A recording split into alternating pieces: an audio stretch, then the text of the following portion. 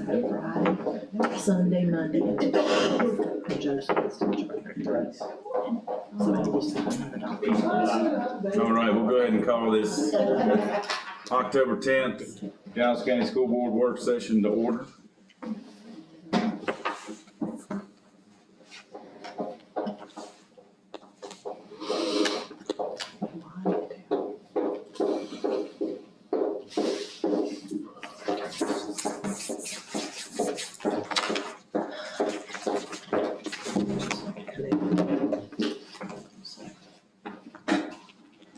All right, Dr. Arbogast. There's a lot. Do we have any need for executive session? Not that I'm aware of unless. Anybody? Yeah. Next item on the agenda is the superintendent's report. Facilities update. Thank you. I just to keep the board members updated on items.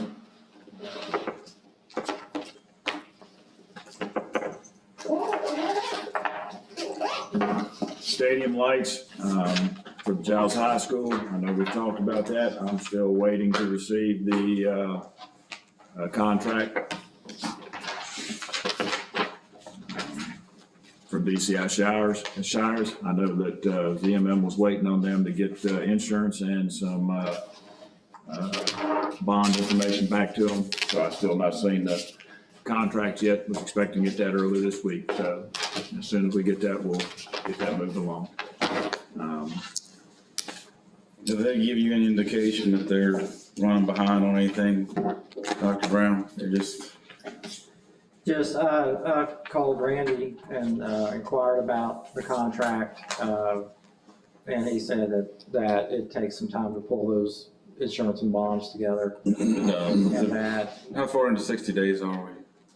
After bid opening? quite a bit. Probably I don't know the exact date, but, Yeah, I don't know. We're probably. Okay. I don't know what time, see when we open them. so I've asked to expedite that. We're just waiting on them. He told me he would get that probably this week sometime and get it to Dr. Arbogast to sign, and I'm actually texting him right now to see where we're at with some things. I mean, at this point, we're We're not gonna get it before then. looking at being ready for next year. Spring. My hope is track and soccer. But I have made it well known that we need to move on that.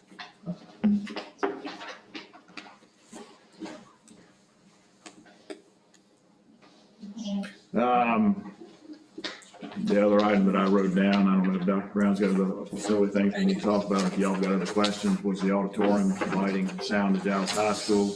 I know that, one thing, James, will mispronounce his last name, I know.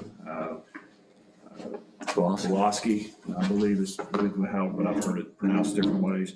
Taking the time that he came in for a reunion or something, and he spent some time at Nares and Giles to try to get them up and running. So he's worked with Luke and some of the students and that sort of stuff. So we got some lights going, got the sound going a little bit there, so that it looks a whole lot better as well. He reached out to Randy yesterday about the sound.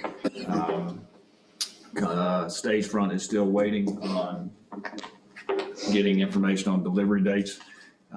Some of it's pushed into November at least, delivery dates, waiting on it. So it's gonna probably be, I would say, December before we really see anything moving along, unfortunately. This again, it's a.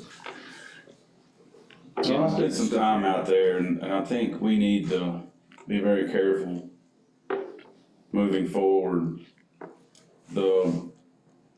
James is extremely good at what he does because he worked on those systems when he was a student there, and we were lucky just to have caught him. But just in his looking at some of that stuff, he had some really good ideas about some of the fixtures that probably shouldn't be fully swapped out, that are going to be available for the next 10 years. It would save us a fairly large amount of money. and then maybe transitioning some of that to a road being upgraded to LED. Long and the short, he had some really great ideas to not spend every single dollar that we had on things that we thought we had to spend money on. That's what he does, isn't It is. No, I mean, He does, he's an aerospace engineer and he does that on the side. That's his passion. Well, that's what he does. Sounds like a genius to me. Yeah, it saves a lot of money. That's what he does. What that showed me is that the folks that are coming out of Roanoke, what's their name again? Lee Hart. They have not, this is just my opinion after looking at everything, I think they have tried to make a bunch of money, and they should have seen some of the stuff that he saw and at least brought that to their attention, and they haven't.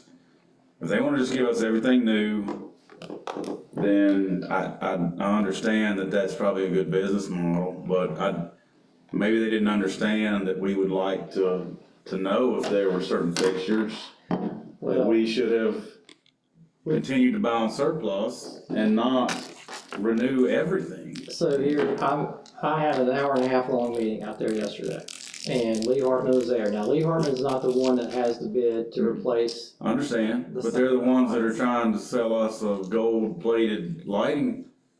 No, that whole package was done through ZMM. That was put out for public bid. Stage Front is the only one that bid on it. Lee Hartman, and I reminded the gentleman from Lee Hartman yesterday that his company chose not to bid on it. So they're not really trying to make anything. They did come up as a courtesy to look at some things. And I mean, we've heard it from several people that it's not if, but when this whole system's gonna fail.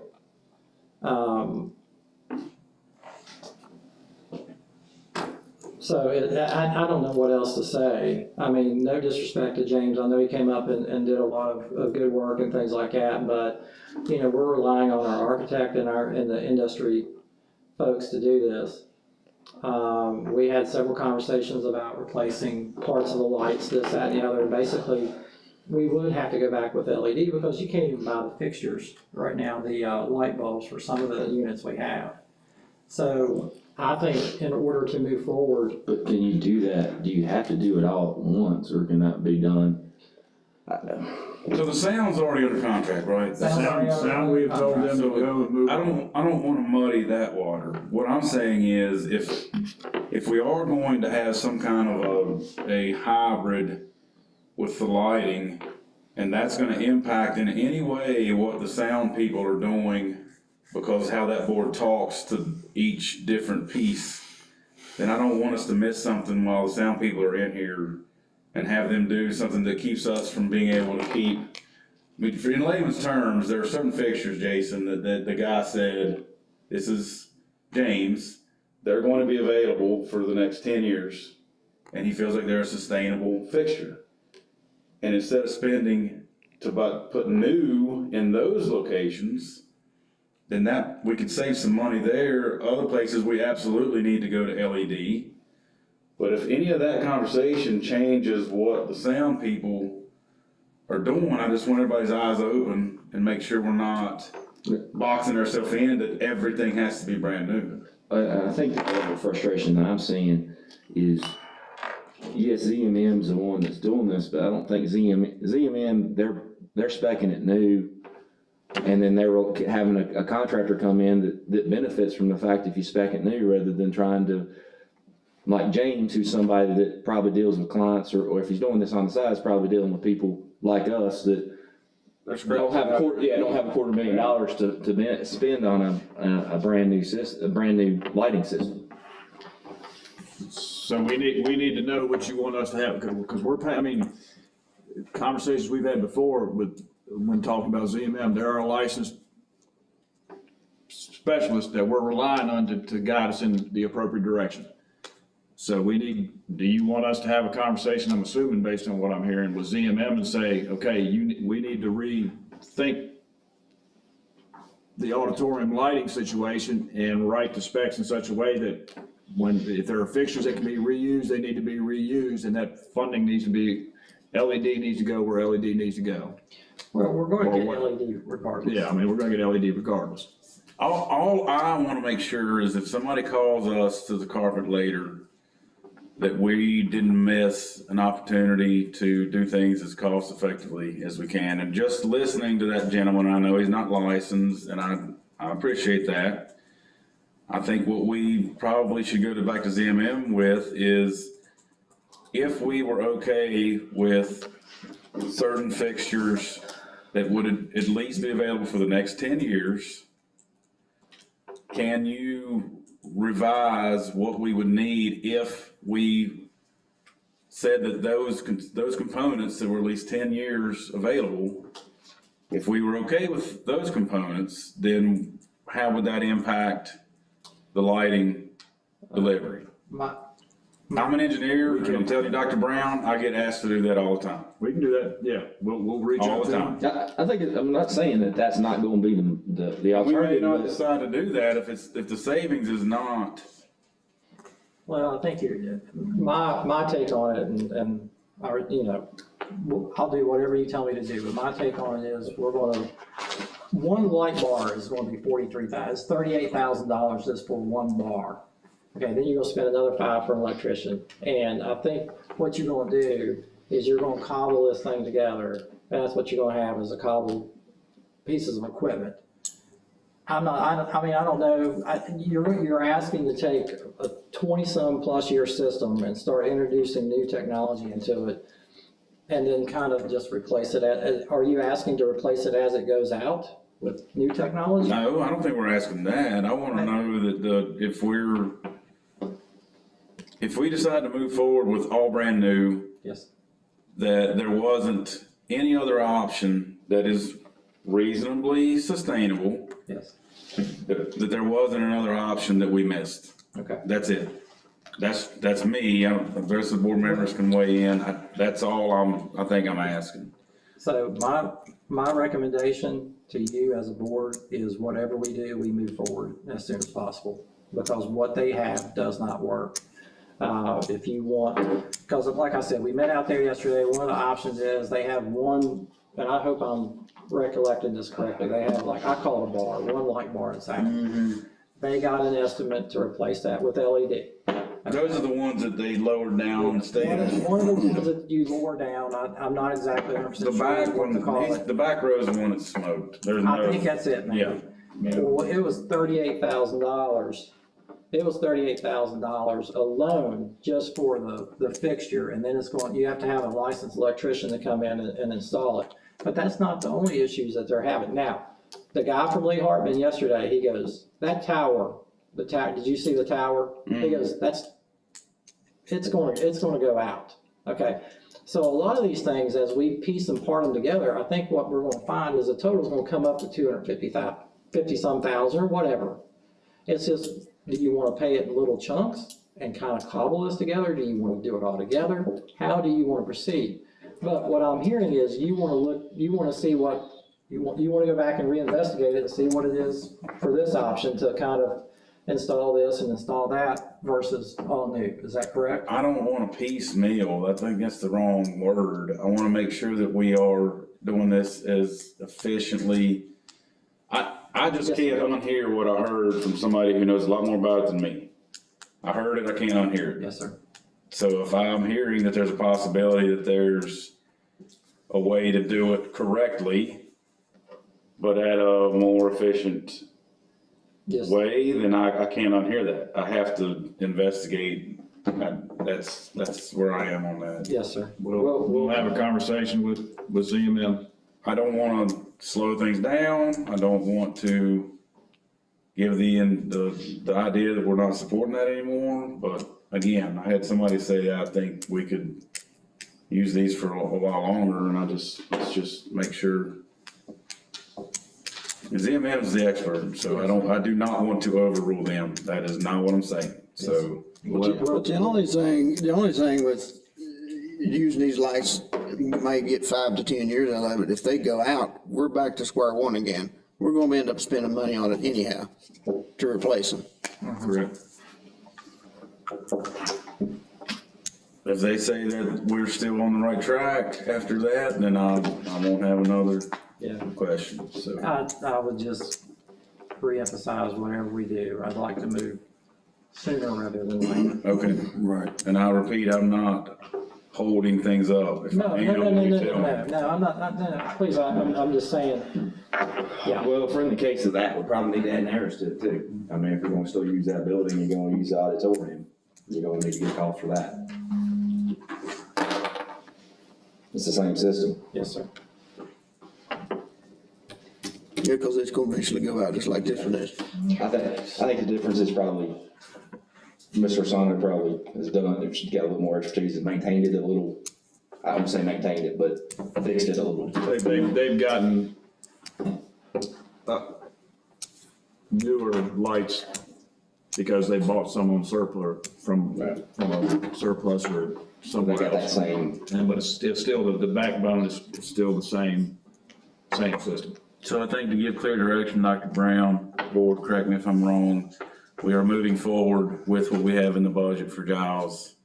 And we need to have ZMM do the same type of look at the Narrows system and begin the process of figuring out what that auditorium is gonna need so that we can have that for budget consideration moving forward. Yes, sir.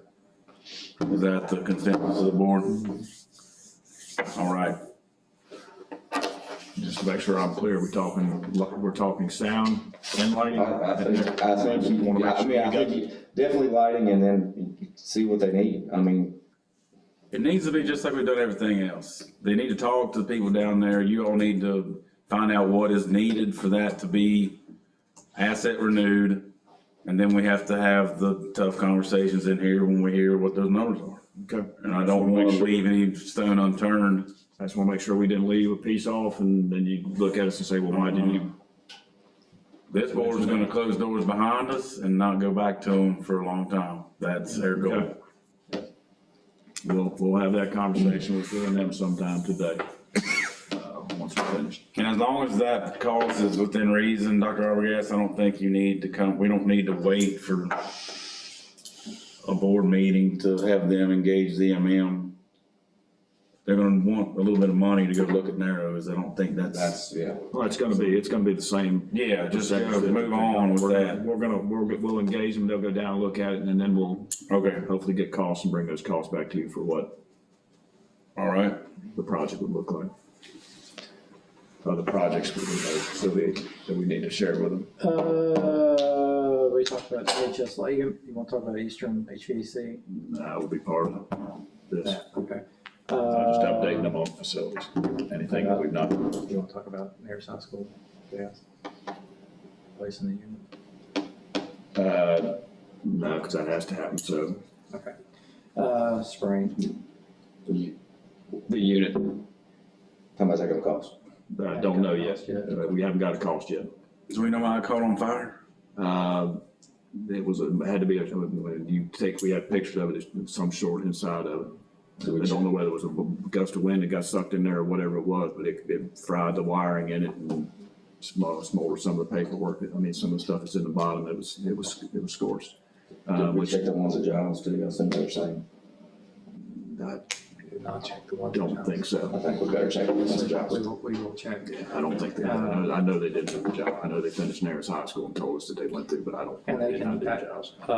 that'll be good, probably Thursday and Friday, we got, Teacher work day. Yeah. Parent teacher conference. I mean, that, we could lost all day. It's That the outside, Yes. he called it the boiler, but it's the gas line comes in, there's a valve to shut it out outside, inside the unit, there's a gas valve, then you got the regulator or whatever it is. It burnt that and it left the gas open, so it's pushing gas out and then the unit's just sucking the gas back in. if she hadn't caught that at 3 o'clock, that building would have blown up by the next morning. Not, yeah, and it's a good thing she went in there, not sure, I mean, I don't think normally she's going in there until 5:30 or so, But we talked about this earlier. Are we prepared with our exit plan for extracurricular activities? And I think this is a great example of, we don't practice that. And did that go smoothly? Did everybody get out? Did it go as smoothly as it could have? Probably not. I mean, we practice for in-school situations all the time. And this is example, I don't think we really have dug in. I don't know that I don't know if you can practice and have a drill because of how it changes. I think it's staff training to say that everybody that's in, everybody that's gonna be an after-school activity is told, okay, this is what you do. And, because again, I mean, you're gonna get a different group of kids. Yeah, I'm gonna say after school activity, but I think you're gonna get a different group of kids each day. Cause one day, you'll have teams practicing, but you may have, tutoring going on after school one day. You might not have the next day. I mean, so it's gonna fluctuate day to day. What was the fire department called? Fire department, did go through the building that evening. Correct? At 7:30. Was he called when they smelled the gas? That's, I do not believe that they were called initially, no. So is that a protocol that we should have in place, that emergency services are called when something like that happens? I mean, I'm sitting here as a board member knowing that we dodged a major bullet right there and we can't take that lightly. I mean, we learn from every situation that we have. If there's anything we can learn from that one, Yes, that should be, I mean, let's do that should be a piece of. some things and get bigger, faster, stronger. That's all. absolutely. So I know Jason's right. We don't have a way to say which group of kids are always gonna be in one place. But at least each leader of each activity should know, regardless of what kids you have, if you hear code 4 or whatever, and you're in this part of the campus, this is where you go. Yeah, If you're on the football field and you hear that, this is what you do. if you hear on the PA that you need to evacuate the building, then you need to do what you were just told to do. And you need to get as far away from the building as possible. So in our crisis management plan, we do have information on a gas line break. Evacuate the building immediately, call 911 and report that your school has a gas leak and you have evacuated the school. Direct the appropriate staff member to close the main gas shutoff valve, notify the facilities department, and do not re-enter building until fire or utility officials say it's safe. And we do have locations, if you have to evacuate the building, we tell them to go, where to go. In the document, that's down near, for Nares High School, it's down And they outside of the tennis courts and out to the furthest part of the parking lot. So we do have information, page 32, our crisis management plan. And they did shut the gas off to the units on the roof. Did not shut it off the main building. They were told not to. They were told not to by the gas company. I learned something on that here. Yeah. Yeah. If you actually had a fire and you shut it off, it could suck the flame back through the pipe. If you have a, So that's what I was told from Bobby. was everybody evacuated? Did they evacuate everybody? I think we ought to go into closed session for this if we're going to dissect it. If we're gonna keep going, Well, then we need. Agreed. Yeah. Okay. I've tried to be as, No, we, that's well put, Mr. Buckland. We'll move on to. Come back afterwards. Yes, sir. Afterwards. Yep, we'll do it then. Do we want to talk more about facilities? Update. any The only thing, the bid date, No, we don't. for, the bid date for Macy, Mesa Day is coming up. and you'll see it in 3 weeks. Back it up 3 weeks because we added an addendum for the doors and the locks and the hardware. He wants to, they're actually there today, doing a survey of all of our doors, measuring, so forth. That will be put in as an addendum add-on to the bid package. Bid opening was originally scheduled for October 26th. October 26th, he wants to move it to November 16th due to the addendum as per our meeting and walkthrough the other day. Is he gonna be in town on the 16th? He assured me when we were going to do this on the 26th, he would be with us, and I would hate to use the word assume, we will have somebody. I can tell you the 16th, November 13th through the 17th, that's VSBA, and I know where they are during VSBA conference. That is a bid opening, which simply involves cutting the envelope open Yeah. and reading the numbers. We can move that to the 12th. I mean, I just took the date, and moved it up 3 weeks. He Yeah. said 3 weeks. So Well, we you can just adjust need to that. ask him and remind him that that's VSBA, and I don't know if he can. So on that note, and I don't know the rest of the board members have been updated, but Jason and I, as well as Dr. Brown and Dr. Arbogast, toured every building with the board of supervisors as they are getting ready to partner with us to spend a fairly large sum of money. Ungodly amount of money. Yeah. So what came out of that was support from the board of supervisors. They are concerned about the level of tax increase, and we talked about trying to maximize the amount of non-interest money that we have, but what we need to start considering is they met after we had that meeting with the whole board of supervisors. And if I misspeak on some of this, then I'll beg forgiveness from Chris, but the consensus he got back from them is we are getting ready to spend an enormous amount of money on things that the public will never see. So they're never gonna see a roof. They're never gonna see an HVAC unit. They're always gonna feel better conditioning.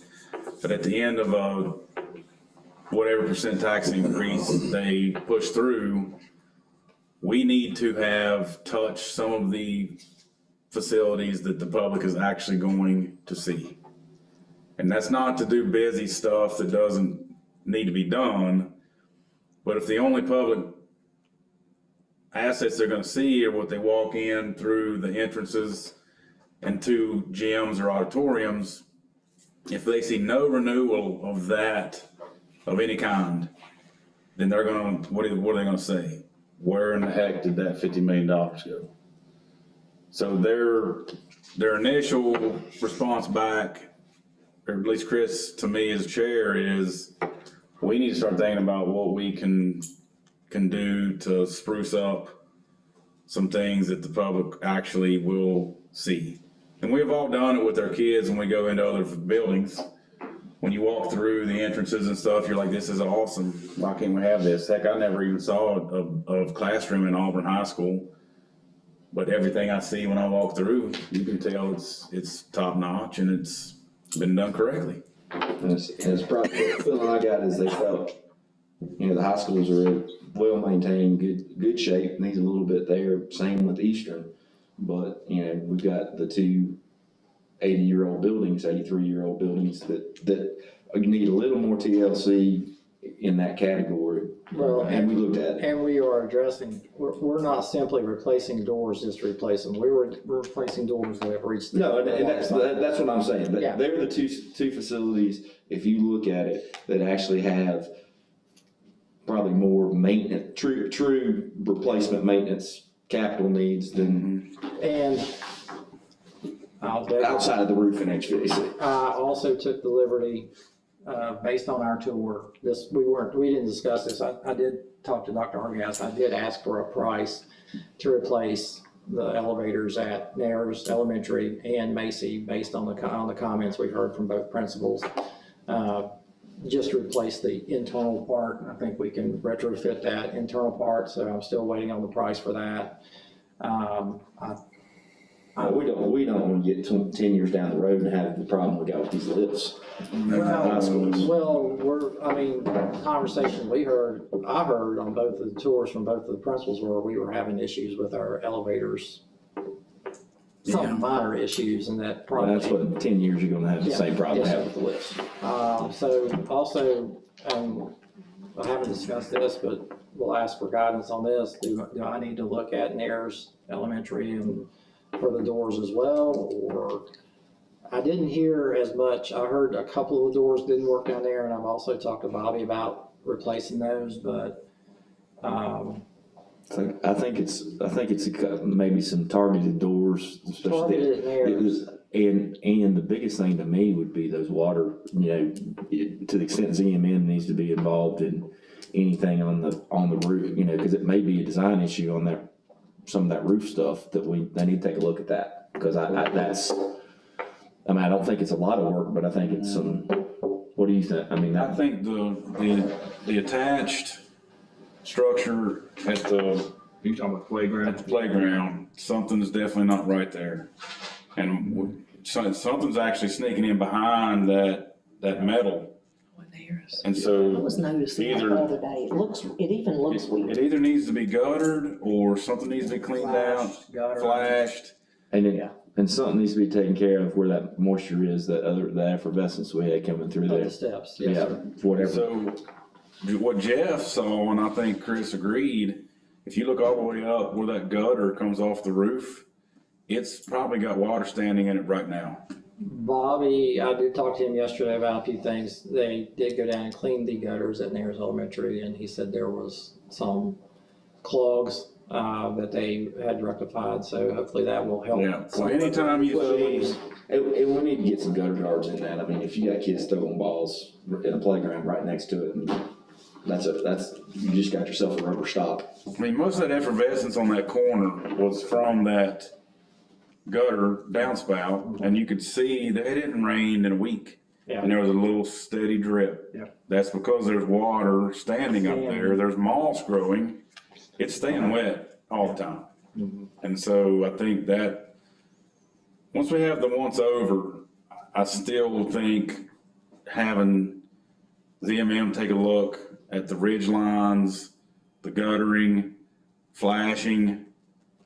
If we're gonna walk away again, if we're gonna pull doors behind us, then let's not spend money on doors and other stuff and then find out we still have some maintenance water issues that we shouldn't touch on.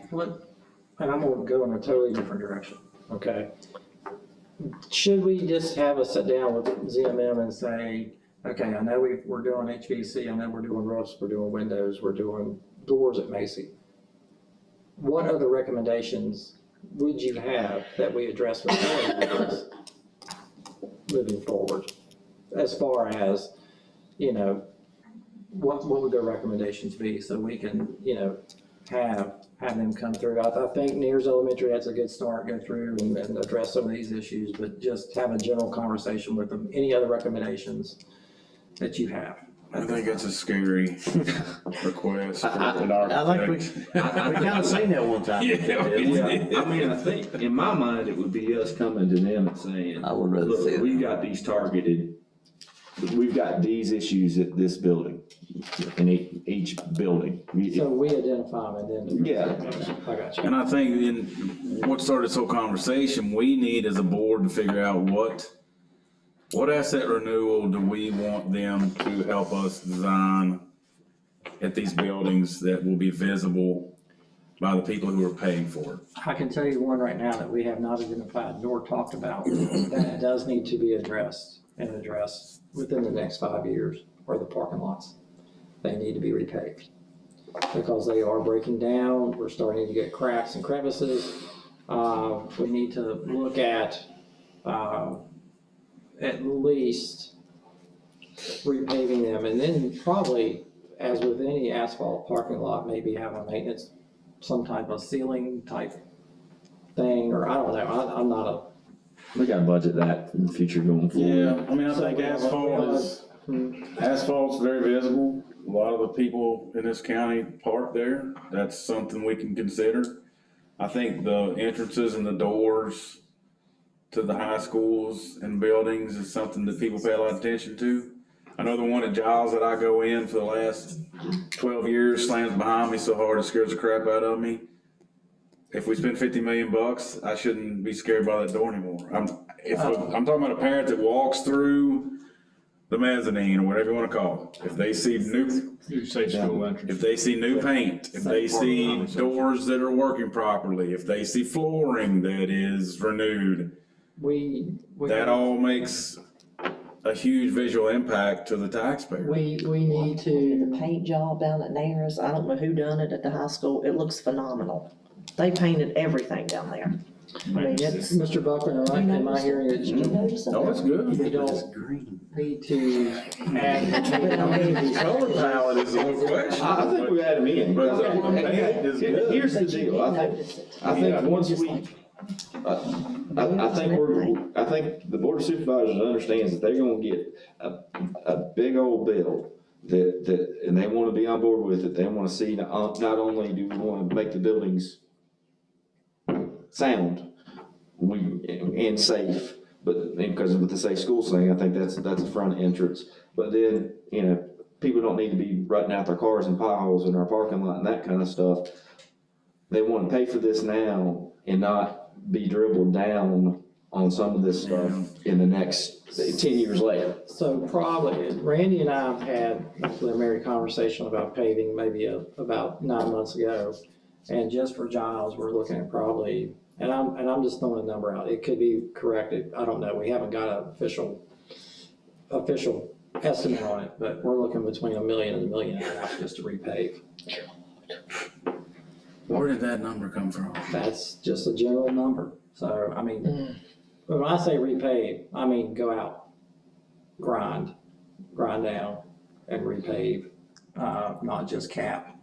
I mean, we could just cap, but, you're gonna, do we want it to last, 10 years, do we want it to last 20, do we want it to last 30? But if you tack and cap and do it right, When you say, it'll last a long time. I This think- is not tractor trailer traffic we're talking about. It's cars. we have tractor trailers. Well, I mean, I think that's something, bus areas and where you've got the tractor trailers coming through, but, just the main parking lot area, I mean. Cap, yes. I got you. I But mean, if we're you- just having, I mean, I don't know what, I mean, I'm not gonna go grind it all down and repave it. Honestly, I'm gonna, Well, we need to give you some direction. If we say parking lots, give us some options on renewal of those. And then we need, as a board, we need to decide what to tell ZMM we want to look at from an entrance Yeah, and that's. vestibule renewal standpoint. What are we looking for? We want them to just look at everything and get it up to date, new paint, new flooring, new doors. What are we asking them to look at? Because again, when Chris called me, he was like, we understand, but if cosmetically the public sees that nothing has changed in any of the buildings, then they're the taxpayers that are gonna say, where did my money go? I believe we need to look at safe school entrances at Eastern, Giles, and Nares High School. Okay. I think also Nares Elementary. I think that takes Macy's the good. word, that helps me soften cosmetics, and it actually has a reason. It is a safe school. Macy's is good for Driven. safe school entrance. Another thing, I think we need to look at safe school entrances on that. Also, another update, we are pushing to get Eastern Elementary HVAC package done. So Randy is in the middle of modeling that in Revit, and also trying to get some dates for his engineers and John Ross and myself and Dr. Harvey asked to sit down. And that was my first thing, is we need to involve John in this conversation. Yeah. All things moving forward, because he'll be our advocate in their Yep. meetings when we're not. Yeah. They're gonna have to have a lot of hard conversations over the next couple of months, and he'll be in every one of those meetings. Yep. And if he's on board, then Yeah. he'll help us out. Mhm. So, anything else that you would like to address as far as facility wise or moving forward, with ZMM or? So if the safe routes, if the safe entrances are gonna impact Nares, right? Yes, sir. Giles Yes, sir. and Eastern. Eastern. And there's elementary. And you'd have So to look the, at so the theirs. only one that we haven't touched is Macy, but they're gonna get a heavy lift of a lot of stuff. Doors. Doors, interior doors, exterior doors. Their entrance already had the new flooring down. That looked very nice. They're probably the only one that we have that's a true safe entrance as far as being able to isolate people in that first area. which I think you said has happened Yes. already and it was successful. Yeah. So I think that we haven't missed that one, so I think that touches everything. And the only other thing the board didn't hear is we talked about adding 10 new classrooms at Macy, not only to get rid of that white building where the special ed kids are, but to also consider maybe what we're gonna be talking about here later, that in the future could be a place that could be expanded for middle school, just as one of the options that we'll be talking about. But even if that's not something that moves forward, if we're going to get rid of that white building, which in my mind is a heinous embarrassment, I think our teachers have done amazing, and I do not want anybody listening to think that this is an indictment on them. They have been awesome. But since Caitlin was there in kindergarten, that building has been less than what it should be for our kids with special needs, period. Now, the conversation I had with Randy on that facility, or the 10 classrooms and the STEM and all that, is to be thinking about it, but he's not moving on it. Right. Until I get direction from the board. They're not doing any design work. At some point, I did tell him that he and I needed to go and walk and identify possible locations, and we've already had that preliminary conversation of possible addition locations. I told him, filled him in on a little bit of the conversation we had with the Board of Supervisors as far as potential growth. So I still need, or Dr. Arbogast and I still need a firm go from you guys before we start that design process, or even preliminary design. So What I would like to see, one, is whatever we're getting ready to spend the money on HVAC wise, that they believe if they added something, that it would either be a standalone unit system, or that we wouldn't have designed something that didn't work for an additional 10 classrooms. So in previous conversations, as we've worked down through the options, potential options, as we've discussed over the past 18 months, however long, that was one of the conversations we had in case, what happens if we move forward with the HVAC renovation package on the building footprint as is, and then we decide to add additional classrooms, how would that look? And it was my understanding at the time, those would be a standalone type system. You probably would still, it would be standalone, it would be designed for that. It would not take the whole building capacity in, it would just take that addition in. That's what we have to have at this point. That's my understanding. Okay, Now, I can so if you can clarify that. I can reaffirm that. And so what I think we need for this potential addition, and Jason even mentioned see if we had room for an auxiliary gym. We don't need any big design money spent right now. From a plan view standpoint, like something that this whole board could understand, show us a box on that property for an auxiliary gym and the extra classroom. Show us where they think that would be. A preliminary site, or That's it. a preliminary site plan. I don't want footings, we Just a don't. sketch. That's it. A sketch with boxes that show where that might even be possible. Is that? Yeah. That's it for right now. Basically, I would take a piece of tracing, if it was me doing it, I'd take a piece of tracing paper and trace out the existing outline, and then. Right, but I think, yeah, their technology probably, they've already got the building out. We don't want you using crayons and do that, okay? We will. I'm looking back to my days in the business. Well, based on the property boundary, Yeah. setbacks, and all of the topographic issues, where would that have the best chance of laying? And he and I have we've talked about some preliminary locations, and I'm sure as anything, he could probably throw together a couple of things and say, here's your few options you have. Yeah, and like how the sidewalks connect, and do we have ingress egress, and Yeah. Parking, super high level. ADA. Yes. Nothing. Not pulling a trigger on big dollars yet, but just let us absorb that, because I think board supervisors are gonna need to Well, have a look. And here's the thing though, are we gonna be able to get it done before the library line opens? That was what I was gonna add when we Yeah. talked about that. 'Cause, There's- well, a lot of what we're talking about here, they won't be far enough down, I mean, it's gonna be hard to be down the path and get a cost to add to the literary loan applications. But the board of supervisors were willing to meet with us earlier and have a special meetings, at least those two.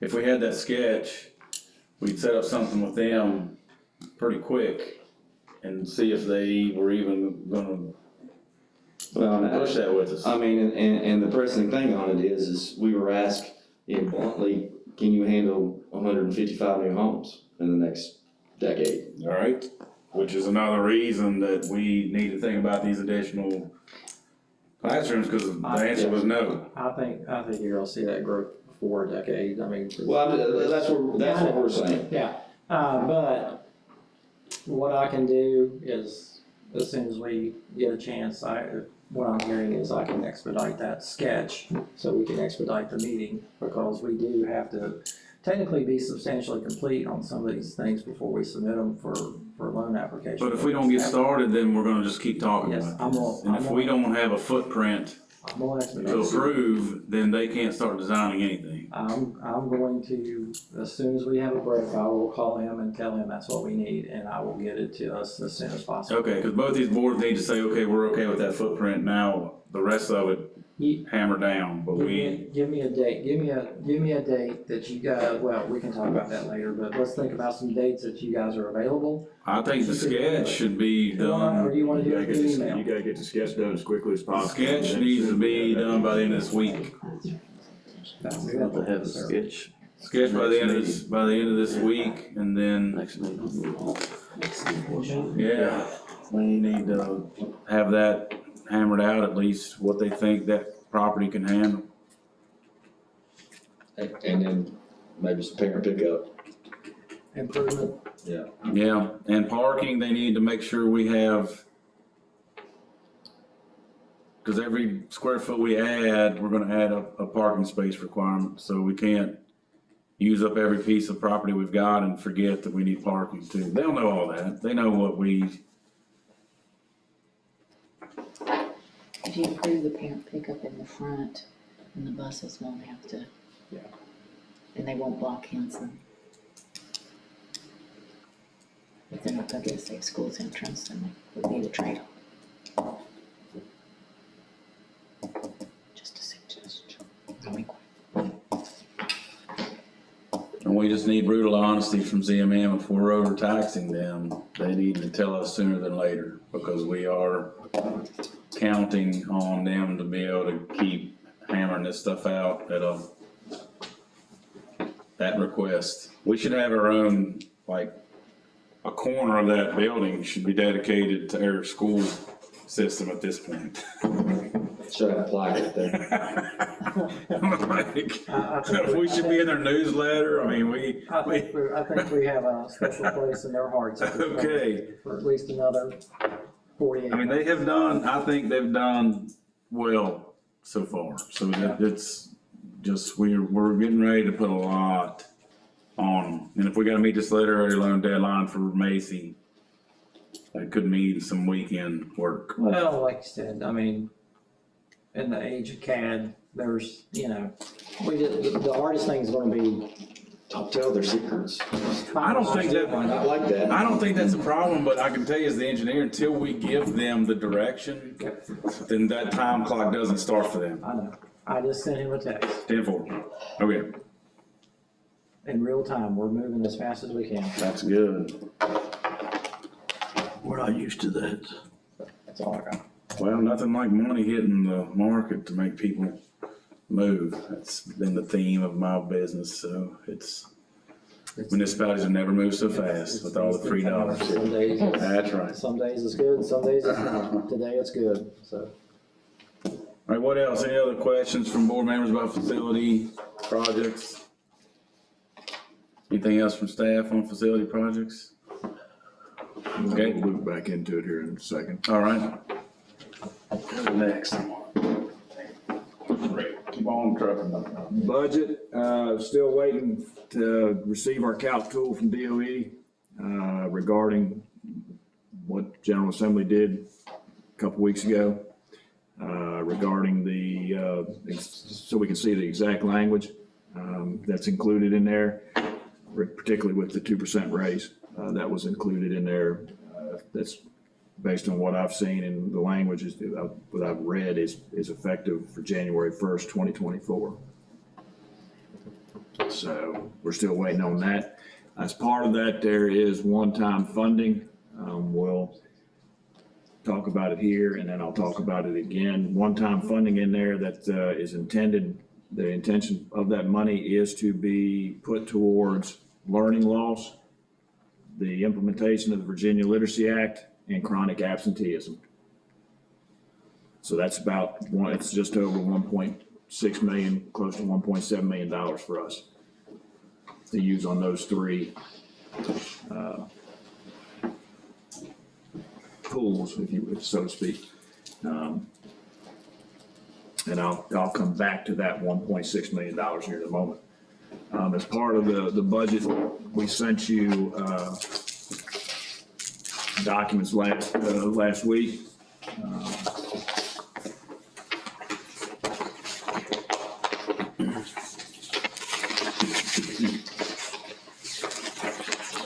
One document has, and then you'll need to keep in mind that this document does not have cost for anything we've talked about this morning. Yeah, they should be the same as what, if you have a copy. If you printed it off, that should be the same as what you printed off. Yeah, that's there. Yeah, it should have been. I thought I made enough copies for everybody. What? Never mind, go ahead. I was just commenting on layout. I think the grant sources, the available sources of funding and grant sources of funding should be their own category, because that shows the money we've got available to us now to fund it without borrowing. Then you would have available low interest loan, because, you know, that implies that the taxpayers are only going to be on the hook for, it won't be on the hook for 29 million, but really the taxpayers will be on the hook for closer to 22 million. We have funding, we really have funding for 22 million. We're borrowing an additional 7. So you want to see this, that as a separate section? That's Yeah. fine. It can be moved. Yeah, that's easy. So what you've got there is the available sources of funding there on the left side. That's the carryover funds. That's the construction money. That was included in the 22-23 school year budget from the state. You've got the ESSER money that has to be spent by September 30th. And you've got the HVAC grant, which also has to be spent by December 31st of 2024. You have the school construction grant that we applied for Giles, Macy, and Narrows High School. You see that amount of money. So as Mr. Buckland said, the available sources of cash funding that we have on hand is just over $21.8 million, $21.9 million. Literary fund, we did put in an application for Macy. Previously, it was 7.8 million. That's 2% rate. That is, again, I've shared with you, it wasn't taken to the state board yet. It should be at the next the state board meeting to release those funds, but otherwise, we know we're getting those. Anticipated cost of projects. What you see there are the costs that we have received through our conversations talking to ZMM. Eastern, that we had the roof. We have now discussed combining that with the HVAC and the roof. So you see both those items there are separate, but we can combine that into one at a later date. Tech Center roof, you see the cost. Giles High School HVAC roof, windows, etc. Mason McClarty HVAC roof, you see there. Narrows High School HVAC roof there. As well as some of the other projects we've talked about, lighting at Giles High School for the football field, the auditorium sound, band sound, lighting at the auditorium at Giles. Remaining costs from there is elementary HVAC. And then we've discussed it briefly a couple times about the possibility of renovating the old maintenance building for as an alternative ed facility. And that cost is based on numbers given to us by ZMM, what it is to renovate a facility at 225 a square foot. So you see just over $53 million worth of project costs there. All those projects, all the projects prior to the conversation between 9 and 9. And I know it's renovate. I said, Selling marks for me. I know, I forgot to change it. So I will correct that as well. So all of the 9.743, that's all either grant or carryover money, right? That is carryover money, construction money that was in from DOE that has to be spent on construction, or ESSER funding. Right. That's. So that number plus the 12.155, we have 21, just under $22 million. that is not gonna be borrowed. Well, it depends on if we spend that money on something. Depends on if you Right. use some of the carryover money now to do something over here on the right-hand side, then yeah, you're gonna have to borrow it. So it just depends on how. But I think the message we need to do, we probably need to make this better if it got out to the general public. That 53, we can offset $20 million of that I on borrowed money. I think if you're gonna set it up, you put whatever the anticipated cost of projects is, you almost flip it to portrait from landscape. You put the $53 million, is the total cost of what we're asking for, and that number changed based on what we discussed today. Less the sources of grant funding, put that as a category, and then less the literary loan rate, well, have that as, let that 32 million as, this is what the county obligation, taxpayer obligation bar is.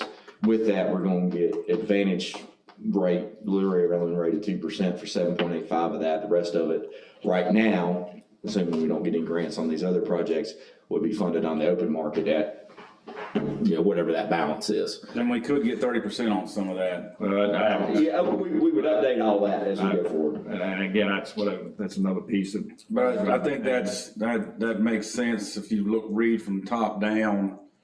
Here's what we need. Here's how much we have to fund that with no interest money. At this time, we have low interest money of this amount that knocks that balance down to this. So now what we're still trying to figure out is this is the balance. And if that's all in the spreadsheet and we pop another 2 million in, it'll update itself. Yeah, it's just adding all the way down. Just adding another line. Does that make sense? Is everybody good with that on the board? All that does is help us keep updating the board of supervisors and everybody else as things change. That one document is the one-stop shop for them. And they're gonna wanna see all this, but that bottom number is what they have to be getting ready for from a tax increase standpoint. Some of that we won't know until we've been approved, well, I think you lit put, loan and SCAP. well, and I think what you do is we'll update it as it goes along, but, I mean. There is availability to go out and do literary loan again. The second application round is open. That is due November 16th. I mean, that's gonna be cheaper money than That's the market rate. 2%. About half what the 2%. Yeah. municipal bond rate would be. So I mean, I think we've got to work really to not miss that if we know that the market rate's gonna be 4 to 6%. We also have the ability, there is a second round of the SCAP, the School Construction Assistant Program grant from DOE. We applied for Eastern in the Tech Center before, couldn't get it because it was just a roof. We will put in another application for Eastern because it is the HVAC and roof combined, just like it is for Giles and theirs. We will submit an application for that. That is 30% of the project cost. So you've got $2 million is what they told us, so you anticipate you're gonna get 30% of that possible, so another 1.8, 1.9, somewhere in that neighborhood. And that number will So increase that, with safe schools. yeah, if you, and again, that's what I said originally, that not, this doesn't include any of the conversation we had here in the previous hour.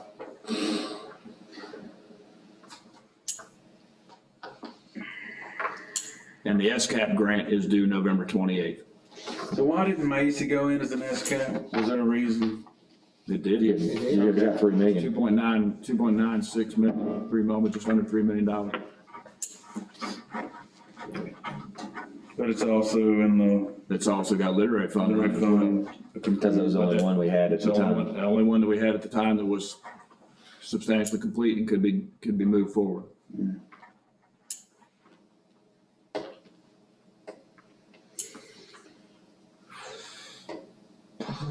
For boards listening to this meeting, I would urge you to do things a little bit at a time if you can. We're getting ready to have a lot of stuff happening all at once, but as Jason said, I think what we need to keep in mind, the board of supervisors is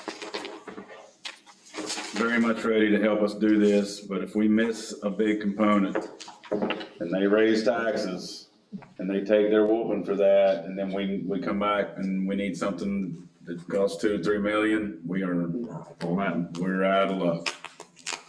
So they are telling us, we're ready to do this with you. You sharpen your pencil, make sure we don't miss something. Cross your T's and dot your I's. So we're gonna have the potential layouts, hopefully by the end of this week, and then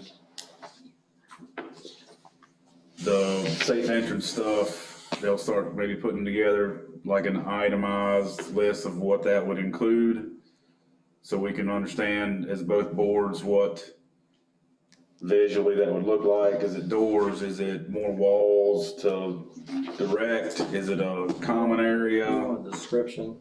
Yeah, I think something that the layperson could understand. What are we trying to? Yeah. As quickly as me and Jason can get that to the board supervisor members and let them start chewing on it and give us some feedback.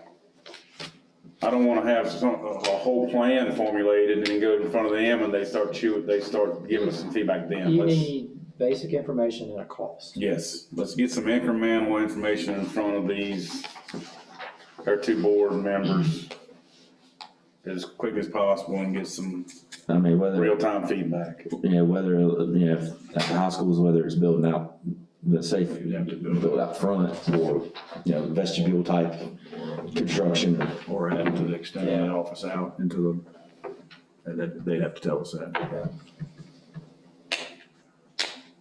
Okay. I'll push.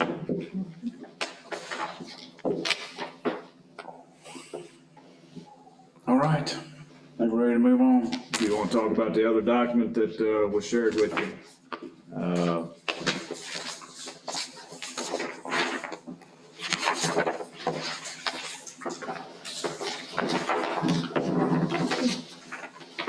That document contains information based on, I don't remember which work session it was back in August, I believe. Work session, you requested to have information on 3 options. Option one is if you believe the buildings the way they are, what can we add to improve the educational experiences that our middle school age children are currently receiving? Option 2, same thing basically as option 1, but consider any additions to the physical school site like an auxiliary gym, classrooms, etc. And the third option was converting Harris High School into middle school for the county and include any necessary costs to consider that option. So what you have there in front of you is that information. We can go option by option. Option 1, again, leave it as they currently are. What can we add to improve the educational experiences? I think we've had this conversation a couple times. The staffing needs would be to improve the educational experience of the middle school, for the middle school age children.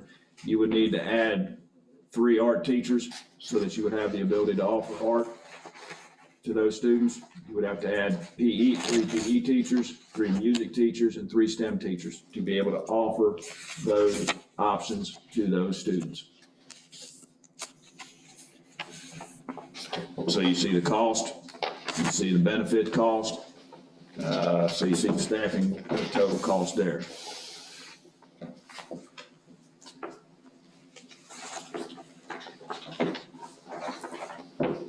Where are we gonna put all those people? Well, it's, let me keep going through the. We also put a cost there. The staffing total will be about just under $790,000.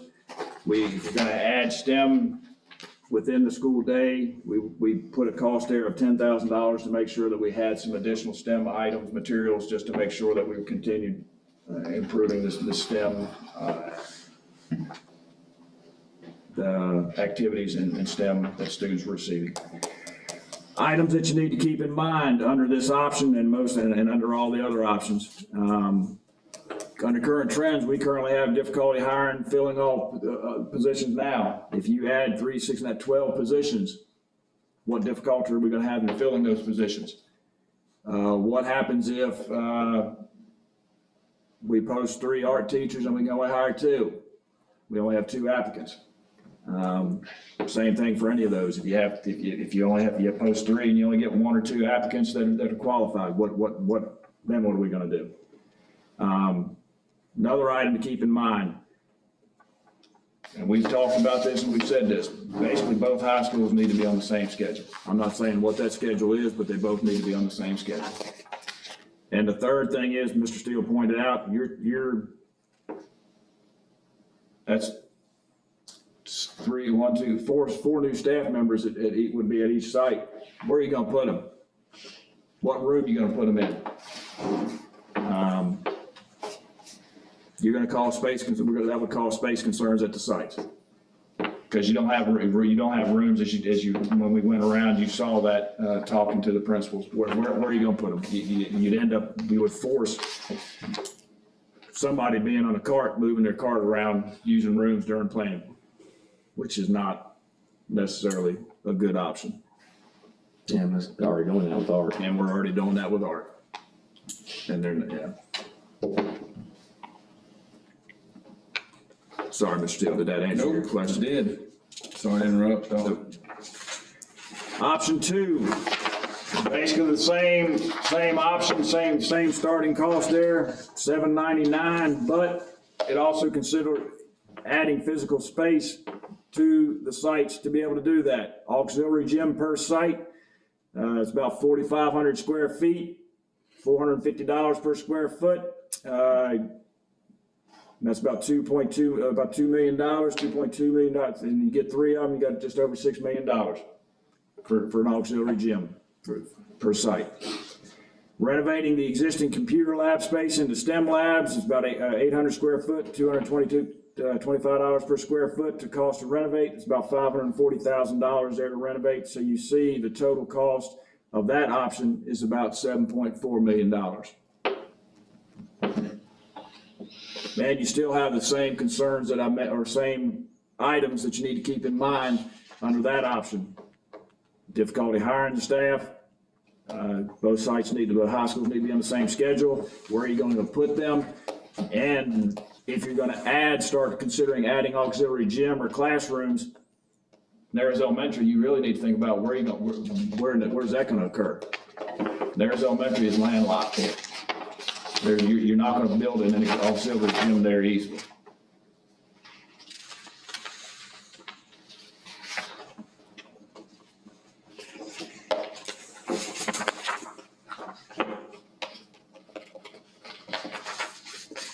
Third option, converting Nares High School into the middle school, and then and any necessary costs to consider that option. Again, that's to add classroom space, renovate space, etc. This is based on, I have not updated it, based on October 1st or 5th enrollment numbers. That's based on September 6th when this was work done.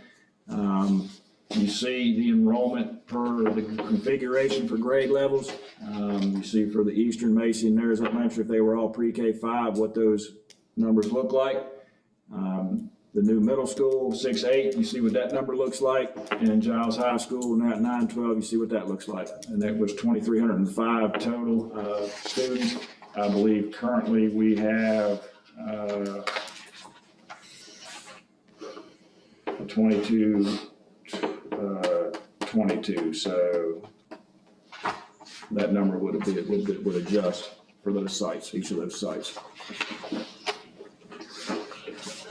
Facility needs, again, looking at 18-1, keeping it close to where we are. The new middle school, you currently have 28, for the, if Narrows High School was the new middle school, you currently have 28 teaching stations there to accommodate 519 students. There's the breakdown of what the grade level numbers would be. You have 29, you would anticipate 29 core teachers. The other staff, electives, special ed, minimum reading specialist, how many rooms you would need. So 29, 37, 38, 39, you would need 39, 38, I had it right.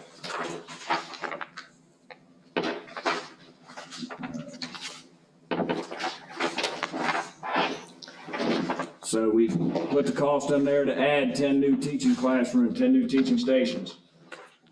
Again, 700 square foot minimum based on the information we got from GMM, $450 a square foot, you see the cost. Auxiliary gym, you see the cost. You need to, the interior of the building would need to be repainted, doors, lockers, etc. That's probably could be a low cost, but we put $100,000 there to anticipate that cost. Need to rebrand the middle school for middle school athletics. Again, that's the changing the colors, changing the repainting gyms, that sort of stuff. We anticipated that the school the uniforms, etc., about $700,000.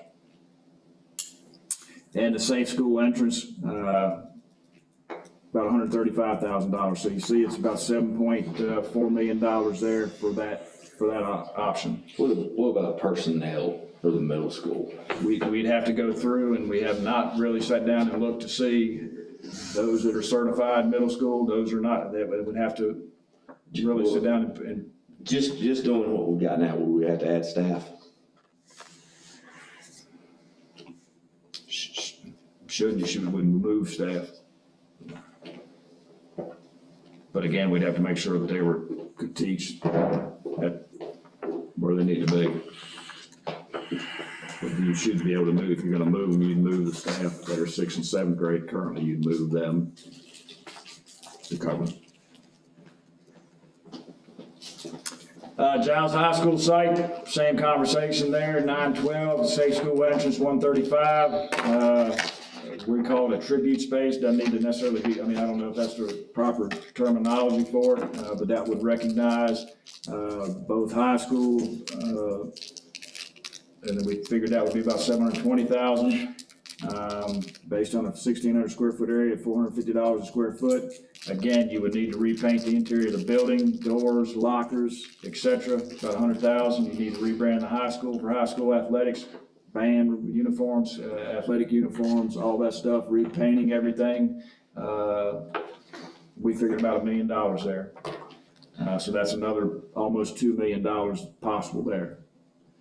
So those two, just those two was just over $9 million. And then you throw transportation cost in, which we don't really have a solid number, but you had an idea, I thought. Yeah, it's going to be some additional funds. Yeah, so that would be a cost that we'd have to figure out there as well. And keep in mind that these costs in this document that we just talked about are not included on that other document, the first document. These would be in addition to that.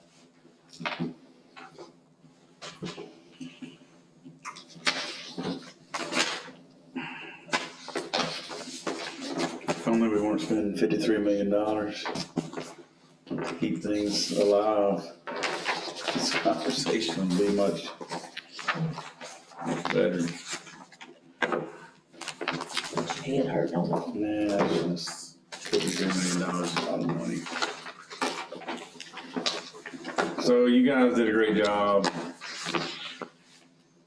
answering our questions. I mean, what I take away from this is option 1 and 2 are, what we're trying to do is figure out whether we can provide these additional opportunities somehow.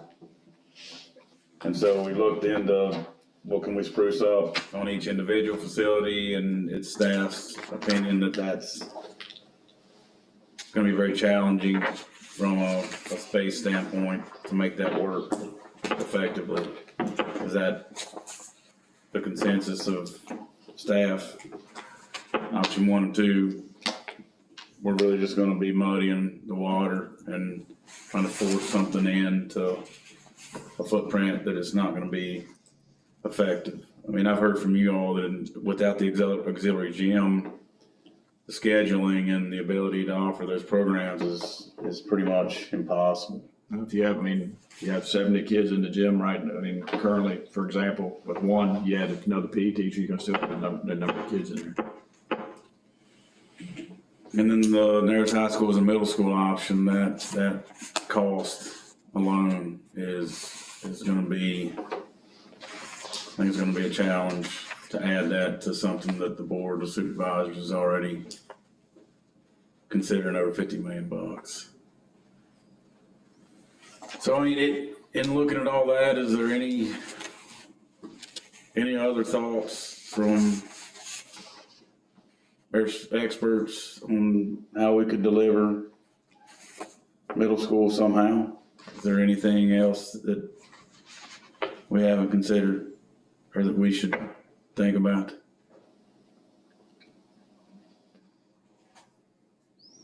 You want me to say? That's fine. I didn't know who he was asking. I know, I don't know who you're asking, because I don't consider myself an expert, so I don't. Oh, well, I think we do, Ms. Mustang, yes. We've been discussing with Dr. Ergast, and do you want me to say, or do you want? That's fine. I'm still back on the idea of making, if we feel like that we need a middle school, and if we are, short on space, which I believe we are, and I was at Macy, I still am of the opinion that we could have a middle school at Macy, and because it seems like, we haven't done a good survey or anything, that the Central and Eastern District feels strongly about having a middle school, where we have the Western District that feels strongly about keeping their school open. So, and this is just my opinion, and I hope I'm not, fried on Facebook or anything about it, but I just feel like that we could offer those by keeping Narrows in the configuration that it is. You could even move 7th grade to Narrows High School. If that's not a popular opinion, you could still leave it 8-12. You could leave Narrows Elementary as it is. But I feel like that we could make a 5-8 school at Macy, and we can make a pre-K4 at Eastern. You're talking about adding 10 rooms already at Macy Middle School. That would give you enough space to make it a middle school facility. Narrows Elementary and Narrows High School are very closely in proximity anyway. They already go over and share. Then make that, have those middle school options for those students. Either put 7th grade and 8th grade in Narrows High School, because the argument is that building is underutilized of space. If you put 7th and 8th graders together and you do it correctly, there are other schools in the state and in our division that have 7 through 12, and they put 7th and 8th grade together. They have their own lunch shift. They have a middle school option within the high school. If the community doesn't like that idea, you could still share it. You just have your 7th grade here like they already are, and your 8th grade there like they already are, and have middle school options for them, because you do have some space at Narrows High School right now. Then And we're already, don't we have like Algebra 1 or some kids? you're already sharing Algebra 1 already. And I still do believe that we need to be on the same schedule in the county. I think that's middle schools and high schools. I think that we need we need to have conversations with our teachers at Narrows and Giles, and we need to get together, we need to have these discussions, and we need to come together to see what is the best option for a schedule for our students. I think us doing that without consulting our teachers and getting their input, I don't think that's the best idea. I think we should hear from them, and I think we should consider their thoughts on that. Because we know that Narrows feels very strongly about block, we know Giles feels very strongly about a 7-period day, and I think we need to come together as a county, and we need to come to some compromise, and we need to work together. But that's my opinion, and I'll own that. But that was an option that was presented to you, to the board early on in the capacity analysis that ZMM did. And that was in the last year. Right, and So yeah. that was option 3B, if you recall, or 3A, it was actually 3A and 3B, 3A and B just switched. What was the size of that addition? Let's see, Narrows High School, 812, it was, no addition. Giles High School, 912, there was no addition. The addition was at Eastern going pre-K 4, 8 teaching stations, so that was about $4 million. And the only reason I said we're not closing a building, if we were closing a building, it'd be a different conversation. Yeah, Macy, there was no additional, and in Narrows Elementary, there was no additional. But that we had flipped, and Eastern was the middle school in Right. that one. We were talking about Macy being, Well, you were given both. what was the Macy at, or?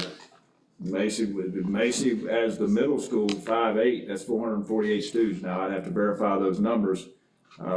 This is again from April 13th of 23.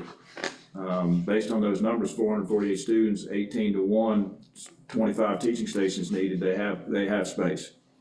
So literally, if we did this, the addition would be to absorb the additional housing and get the special ed kids into brick and mortar. We're not talking about adding more for this option. You'd be talking, if you wanna use Eastern as the elementary school, you're gonna have to add on to Eastern. You're adding, if you do Eastern at pre-K 4, that's 591 students. Again, this is as of April last year, you need 33, you have 26, you're adding 8. That's the So $4 million That's your $4 number million at Eastern. versus the $9 million number to make Narrows the middle school.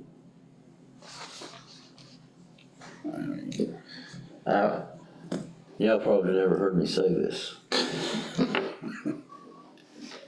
But the middle school, I sure hope there's enough space for these kids to have the opportunity to do different things, not just go to class. You know, we talked about what you all attended, what you seen, you know, wherever it's at, you know, wherever it's at. I think all the kids in our county, whether they're on the western end or the eastern end or central, you know, if their parents so choose, should have that option. Hey, they have the opportunity to do more things there. They're gaining by this. You know, I hope whatever we decide, room-wise, facility-wise, you know, that's what we gotta look out as a board, that, you know, they'll have that opportunity, you know. They're not having that opportunity in the elementary, because there's no room in their elementary schools now. You know, they're in broom closets and stuff, you know, there's just no room.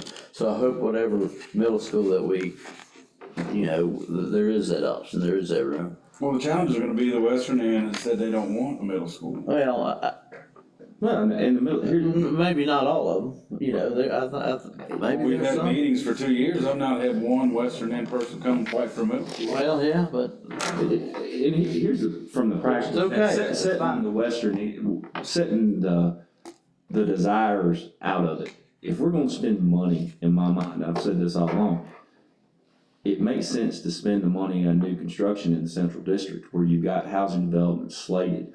And maybe even the eastern, I don't know, like I said, we still got the issues with eastern development, but we know there's a slated housing development. If you're ever gonna build future construction for transportation issues, you can't have a school, the transportation costs, you know, if a single high school in the county comes to be one day, you've gotta close the building in the western end to make it make financial sense and transportation sense. I don't, I'm the Western District representative, but even and I think everybody in my district recognize from a cost standpoint and from a development standpoint that if that ever comes to pass, it's gotta be that day and when you can either afford new construction or the things meet. And I have provided that messaging to my end as well. They continue to ask what the major problem is, and my answer is, if you want to consolidate and save money, if that's what we think consolidation means, a building has got to close for that to happen. We're not gonna save money shifting students and personnel around to the existing infrastructure we have. So that, I'm not even gonna have that fight anymore. What I would want to make sure of, first, if we as a board in the county agree that we can provide more opportunity through a middle school, we need to say that and then either figure out a way to do it or say we can't. I'm of the opinion, after our experts went out, they have provided proof that we absolutely can provide a significant amount of additional instructional value with a middle school. I think the sports is a whole nother discussion, and while I truly support that, I don't ever want one of our decisions to be solely based on sports. So as a board, can we agree that if we can figure out a way to do it, that a middle school would benefit those students? Because I think there's been a lot of question from our constituents about our ability to prove that there are additional value, and our staff has come back and said, yes, there are things they can put their hands on. How many programs, Ms. Mustang, would we be able to additionally provide? I mean, I know they're here on the front with that art, music. I mean, when I was at Macy, I felt like, okay, let me just say this. I think the students in Giles County, whatever school you're in, they're getting a good education. Right. I do. But if there is a place that we're looking to improve the educational value, it's in our middle school students. Because when I was at Macy, I had my 6th and 7th graders stuck upstairs, and they didn't have art. They had music if they were in band, or they had PE. They didn't have art. They didn't have room for STEM. Like when they were doing robotics, it was out in the hall.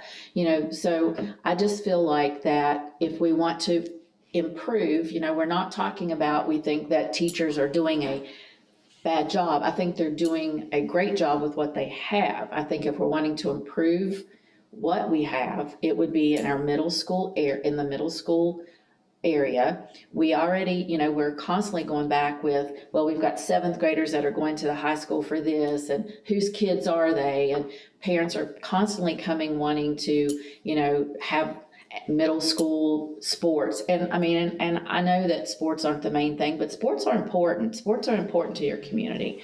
And I know that education is the first thing, but sports are your identity, and everybody loves their teams and they want to improve upon that. And you can do that if you've got your kids in central locations. Our STEM, you saw, Cooper Bogus and those kids coming and showing what they can do. We can do more. I mean, we do a great job with what we have, but if we had more space and more opportunities, just think what we could do, is where I'm coming from with our middle school education. Again, I think kids get a great education here, but if we're looking to improve any location or any grade level, it would be our middle school students. Well, and I dealt with, when I was an SRO, the truancy issues. So many times you got the kids who just give up, but if you offer them, and it could be something like they take theater one day in middle school, just a class. But if it keeps that kid interested and saying, hey, in high school, or, keep him in school, keep him engaged, Yeah. it's worth it. It's worth it, because I've dealt with so many kids who just get to the point, they get to that 18-year-old, well, you can't do anything with me now, I'm dropping out. But if you get that kid engaged at an early age, they'll stay for their education. Let me ask you this, because we've been talking about STEM labs since, I guess, February kind of popped up. we're one-to-one device. Can we take those computer labs? I mean, they're not gonna be used every day, every class, but can we set that aside as a space? You know, you still got it used for something else, but can we go ahead and invest, if it's only gonna cost $10,000 to do the STEM materials, if that's what I'm seeing there, we need to do that now. We don't need to wait on building construction and that. I mean, that's a simple, and again, that's not gonna be adding 3 teachers, but that's gonna be at least providing the materials for the science teachers that are there to provide some of those opportunities. You know, if we could do that, because I see it, you know, my own kid being involved with that stuff, that if we had the space for it, and again, one-to-one device, I don't, correct me if I'm wrong, but I just don't see the utility in the computer lab space as utilized. When I was in Radford, we did exactly the same thing at the school I was at. We did away with our computer lab. But the secret to the success for that program was you have to identify a person who can introduce a curriculum to be integrated into the school to be successful. It's one thing to add the space, but you gotta have the person who believes in STEM, who knows. Well, if we can make an improvement as we sit here right now to help, you know, to do that, let's go ahead and figure out the cost to do that, okay, rather than. Because regardless of what this discussion, how that comes out, there'll be at least 2 classes conservatively that come through our system that we need to figure out how to impact the best we can if they're not gonna be the recipient of whatever comes out of this. We can't let the ones that are coming through, if we gotta pump some money in, like Jason said, to do what we can as we continue to transition, then I think that is a no-brainer. We do that immediately, do the best we can with what we've got right now, because those kids are still coming through every year. Every one of them that comes through that we're still talking about future, we need to maximize what we can do with what we got.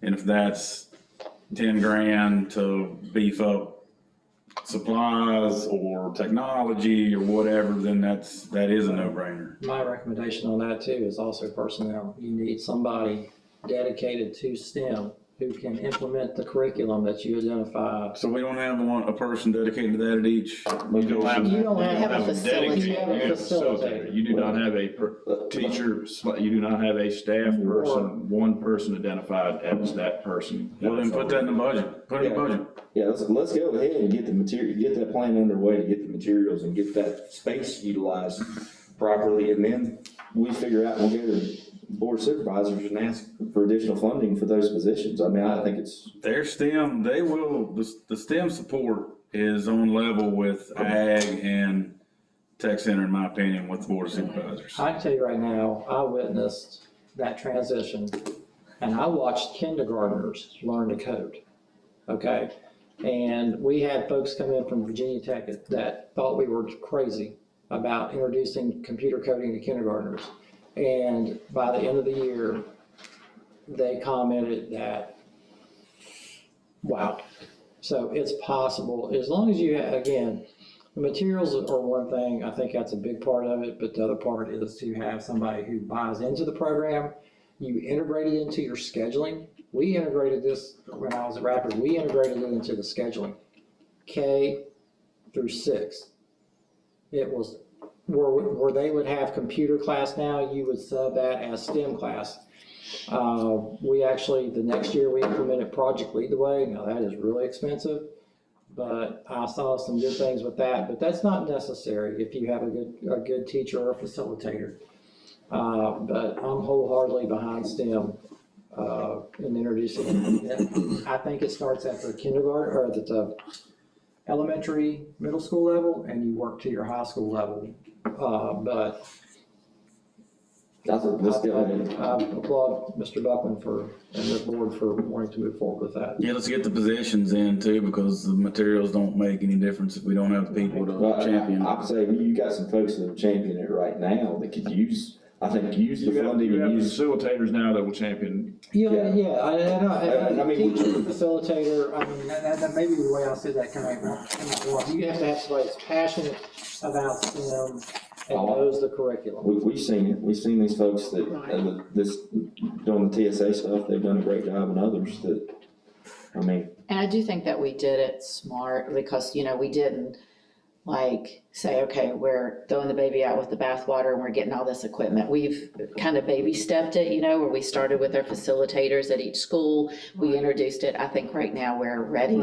We're ready because now they see what they can do. You know, I mean, they're competing on a level with kids who have everything at their, you know, at their fingertips and they're competing. So now, I think now is the time, and, you know, I do think that it was, you know, we baby stepped it up a little bit, and these teachers know that they can do it. Well, I think when you reference facilitators, some of, and I might be speaking incorrectly, some of those facilitators are they're teachers. They all were teachers. They're all teachers.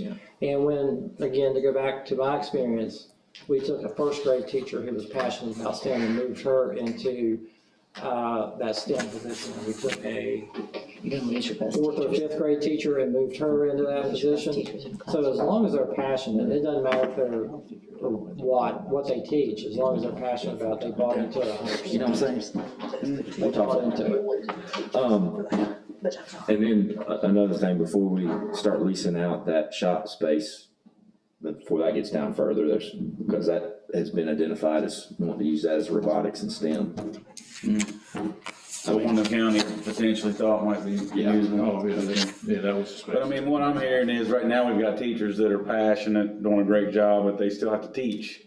Right. We need a STEM person. Oh, we provide a supplement, They're getting a supplement to do it after school. or an additional supplement, or figure out the schedules where, like you said, when you get these schedules straightened out and you're utilizing your classroom time uniformly and more efficiently. I think, and this is my opinion, we'll go back and say this is my opinion, I think that's a good way to start, but eventually you need a full-time teacher in that STEM position. Well, hopefully by that point, we won't have teacher shortages and everything else. So Yeah. that's the thing we gotta be concerned about, is making sure that we don't. Pull our best teachers out. Yeah. Okay, so. So as far as the middle school brick and mortar discussion, I guess each person needs to kind of give their thoughts on the direction we move forward. I've had a lot of discussion with my Eastern End constituents, and there's a lot of concern, even though it's only 7 miles. And it seems like both areas use that 7 miles when it's in their best interest It's actually 9. to be either longer or shorter. But I think the bus travel transportation, we haven't even built that component in, if it's at Narrows High School. And just from an optics, and I know everybody thinks we should just be able to go to our final location, and I think that we have to make this a journey that is done in phases. And if total consolidation and a middle school in the other end of the county it seems to me, talking to my folks, that's a very big step all at once.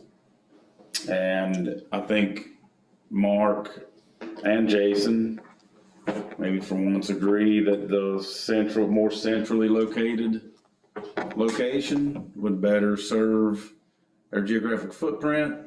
So just talking to the folks that expect me to represent them, and the cost, let's not forget the over $9 million ask for the option that includes making theirs the middle school. I'm leaning towards considering the Macy location a lot more focused, because I think the location and the fact that we're gonna have to spend so much money there already.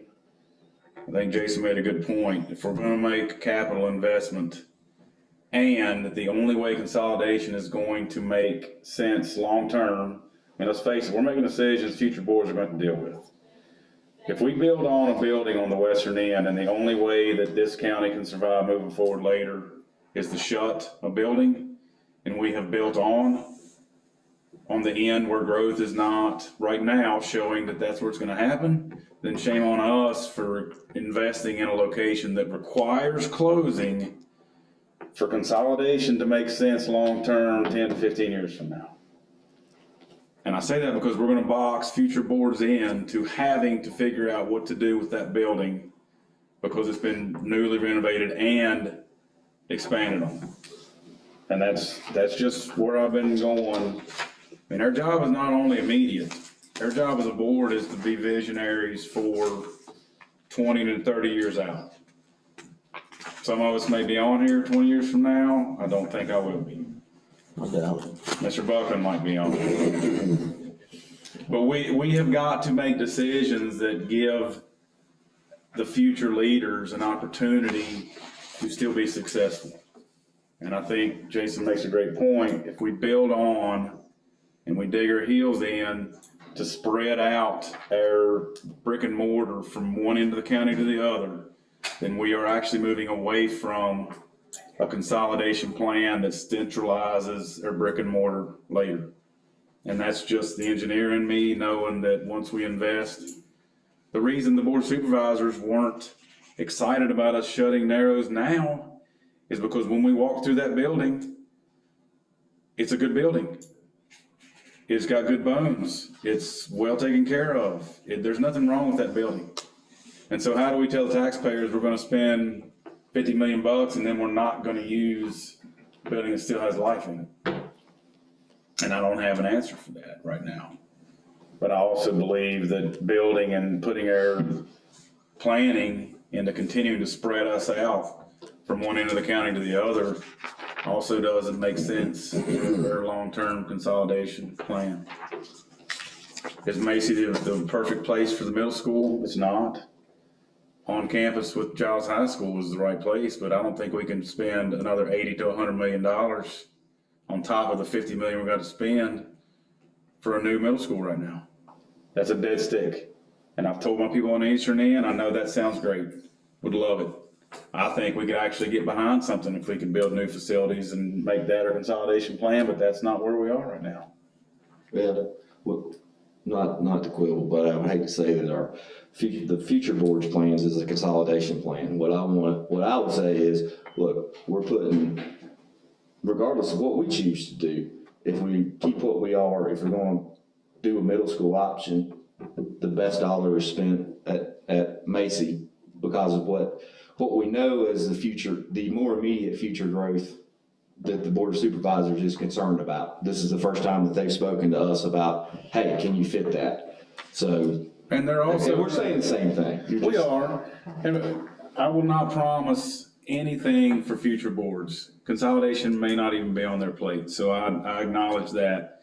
I do want to make sound decisions in a bigger setting so that we aren't doing something that doesn't make sense for them to have an open canvas later. No, I think, like I said, and that's been my whole problem with, I've said it since February when that option was out there. I mean, as much as I love investment in the Western District, it just doesn't make sense to me as a fiduciary for the school system to look after, I do have to look after the Western District, but I want every kid in this county to have the best educational opportunity, every school be the best it can. And we gotta look after taxpayer dollars and make sure that future construction, future growth makes sense. Well, it's not just the geographic location, which to me, for my folks, it is better.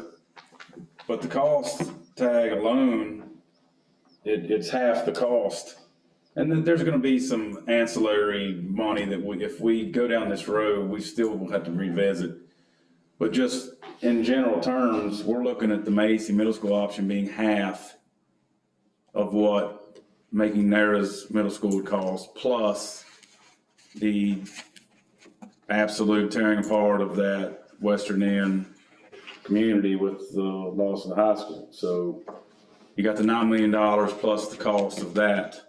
I'm having a hard time seeing how that compares. But Can you that's look at just me. option 3 and do these numbers? I'm not good at math. In fact, it took me a long time to get through math in school.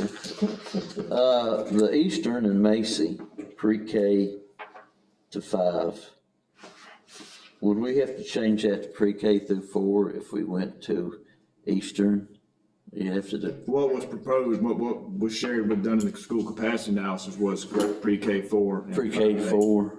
That's what What, we're doing. you wonder what those numbers are, you have any idea right off? I think, yeah, I mean, I think something we need to keep in mind, I'm not trying to interrupt your point there. I think you are trying to. I'm not trying to, I just wanna make sure that we're looking at, making sure that whatever you can choose to cut off for, that you've got room to put equivalent growth at.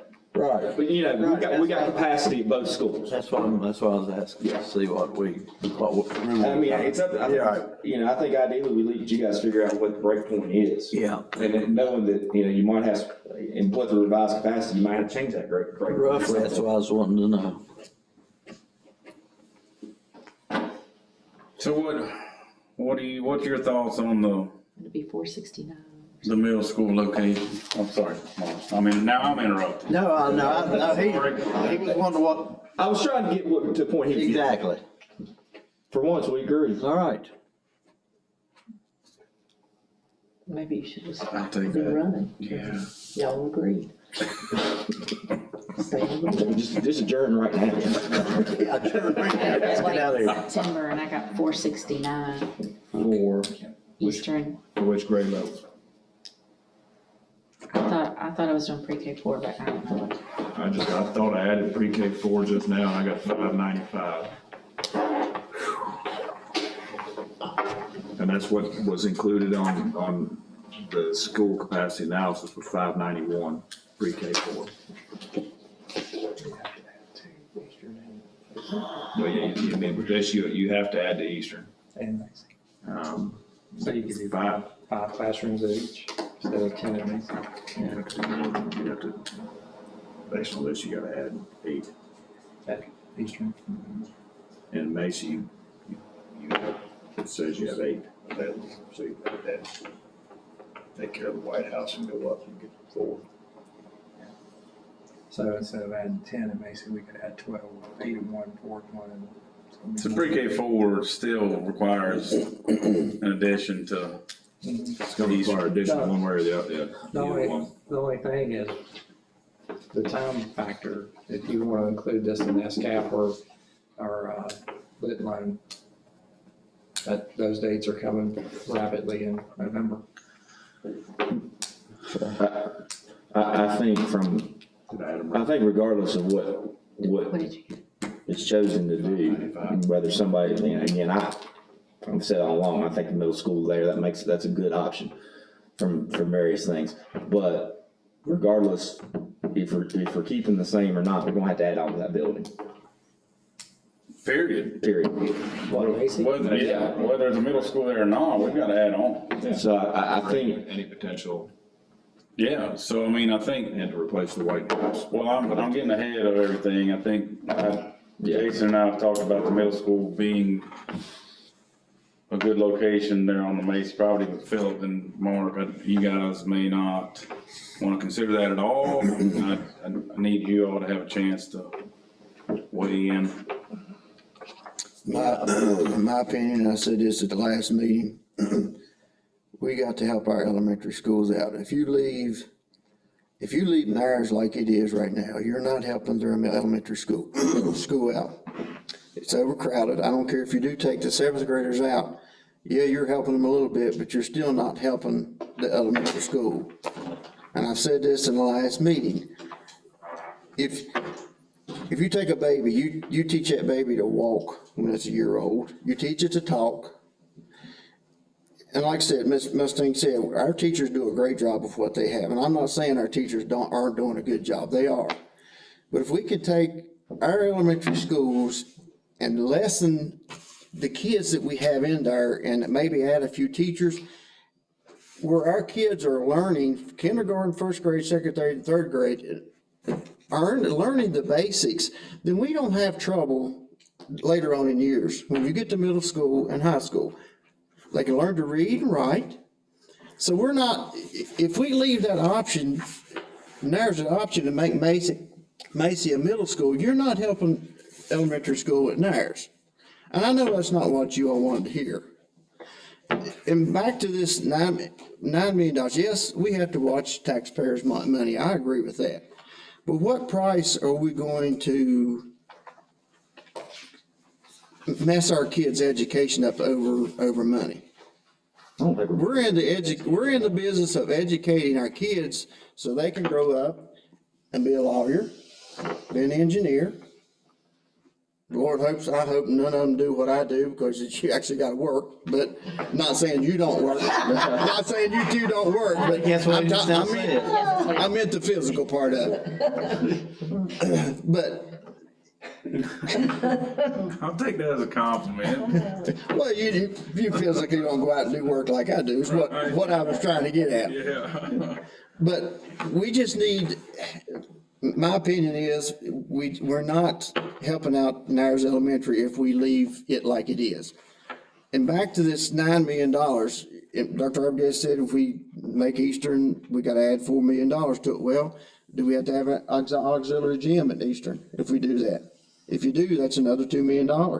So you're at $6 million compared to if we make Narrows High School, middle school, back to 9. So you're only $3 million apart here. But, that's my opinion. But my biggest thing is we need to help out Macy and Narrows Elementary kids, because right now they're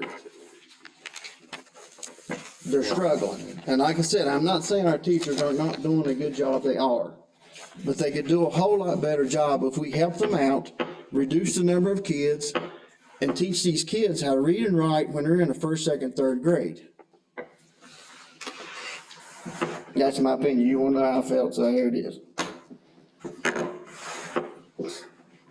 Mr. Wilbur? I agree with.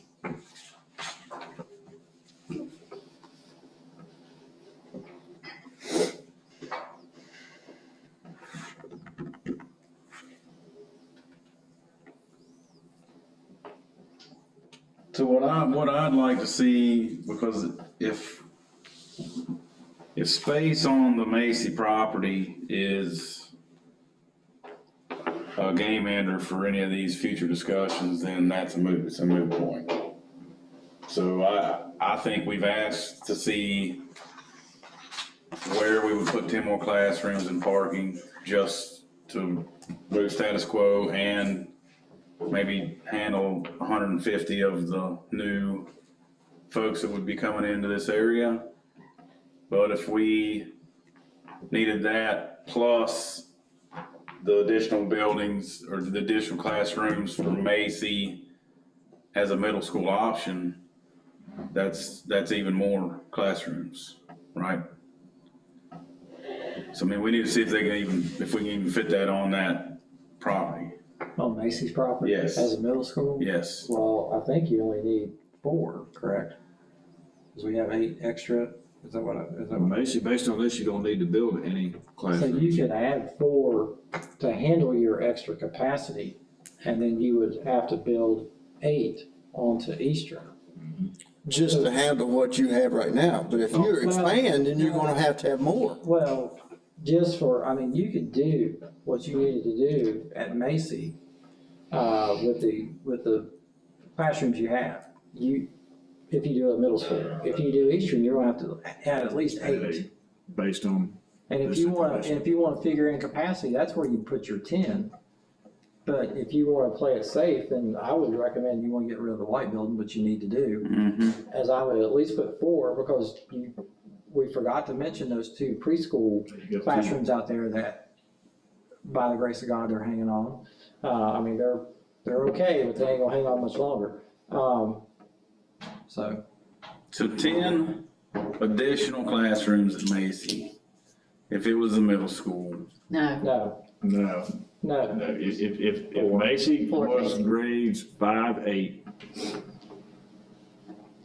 forget about taking the White House out right now.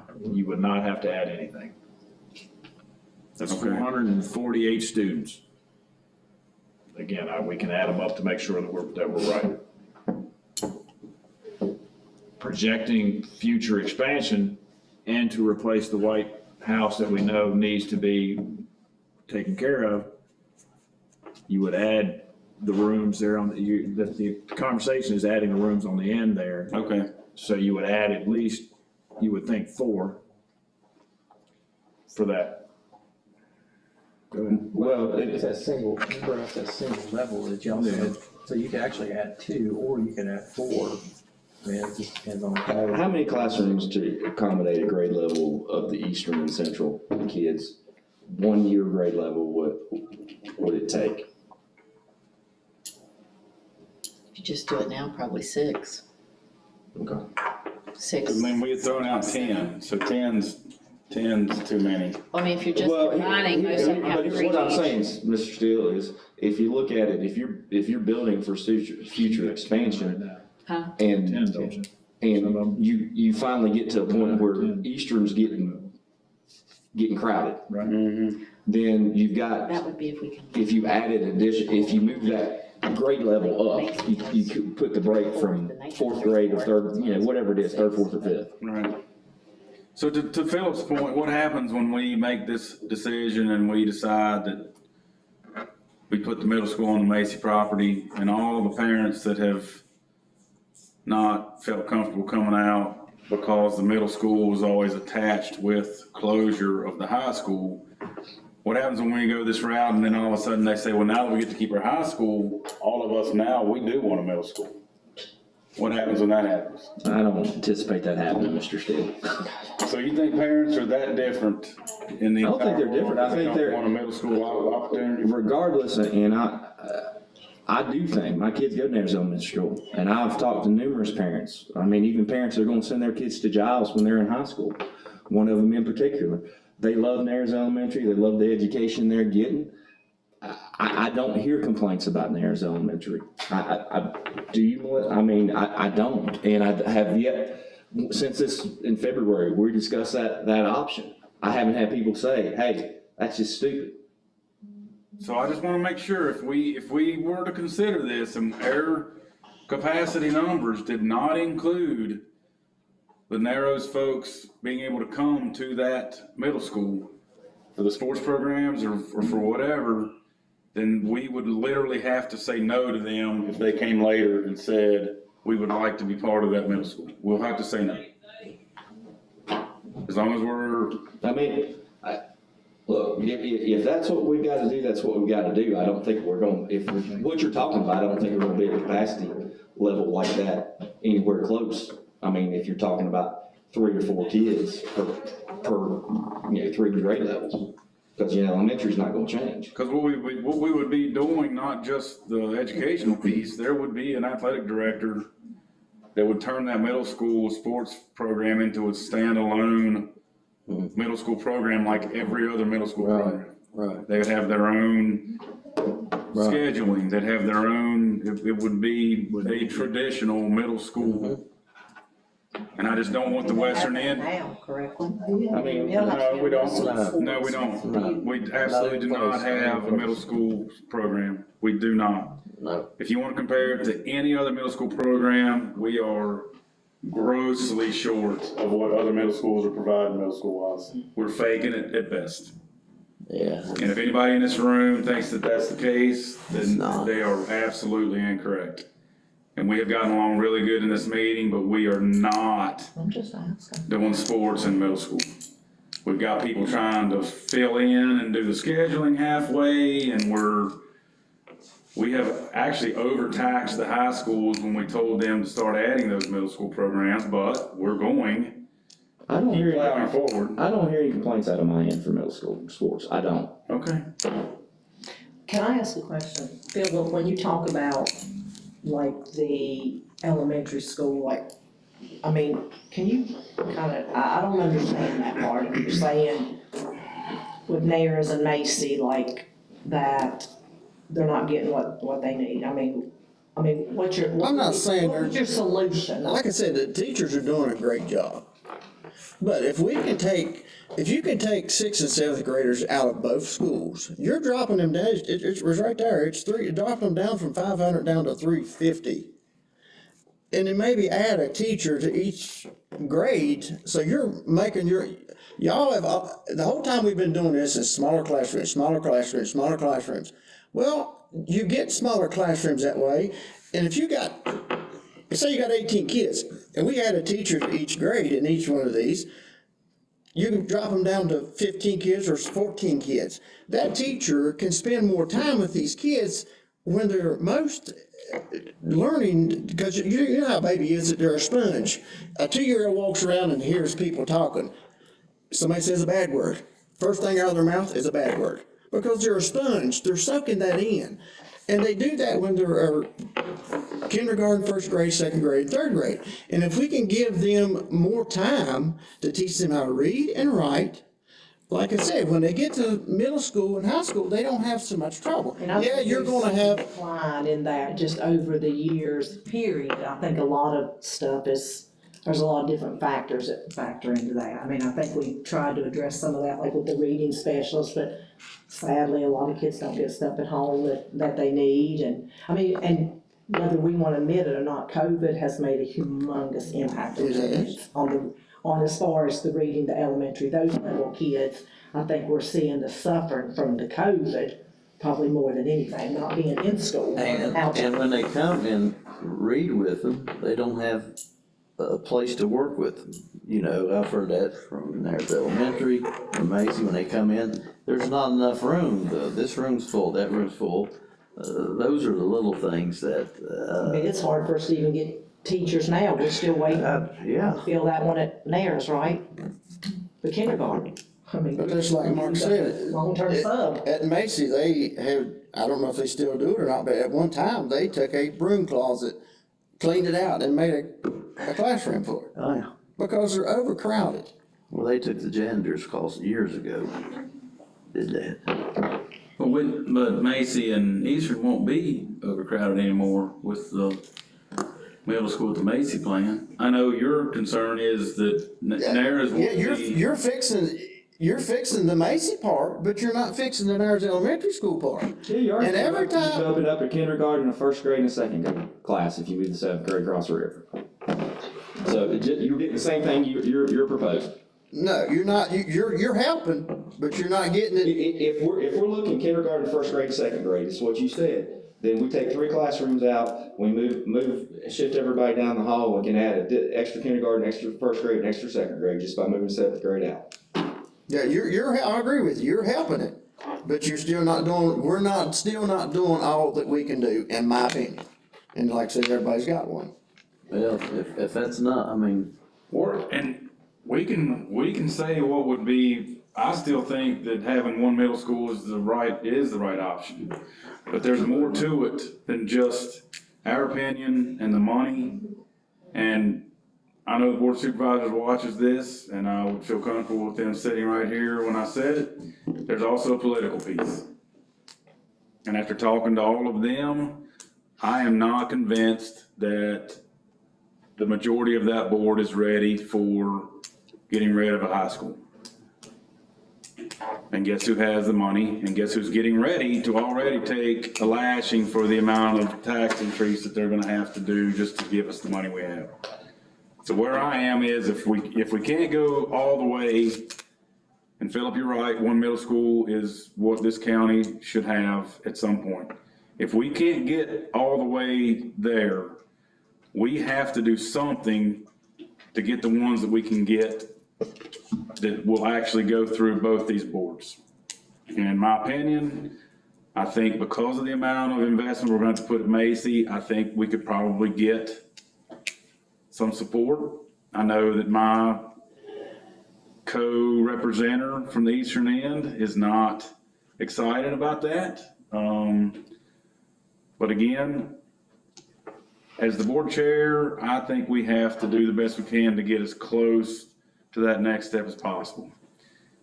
And us doing nothing and not having any kind of middle school, I think we have absolutely failed entirely if we do that.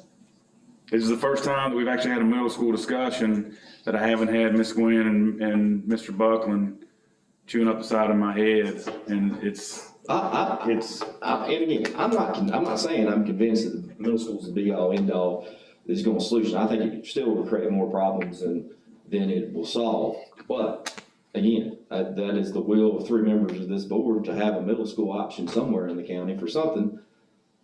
So I'm not going to, sit here and say that that's we'll actually have a daggone case study if this goes through.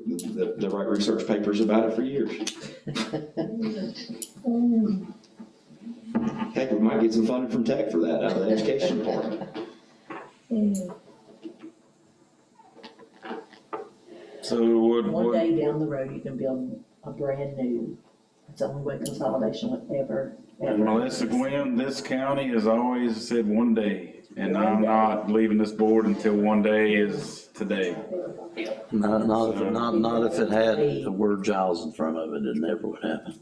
Be the only. Well, when the schedules change and there's a middle school in the Central and Eastern District, then through time and experiences, things are gonna start rotating towards where all those central things are being provided. And I think maybe that's how it's gonna have to happen. So, what are we gonna do here? Cause I just wanna give a plug on middle schools, and of course, we can respectfully disagree about this, but I just wanna say, as middle school, when we consolidated in Monroe County, and there was a 5-8 school, and no one said, here's $50 million, make it work. It's like, this was Peterstown High School, now you're 5-8 middle school. And there was no ADA compliance, there were no elevators, it was just a building. Everybody knows what Peterstown Middle School was like, it was 5-8. But we went in with the right attitude.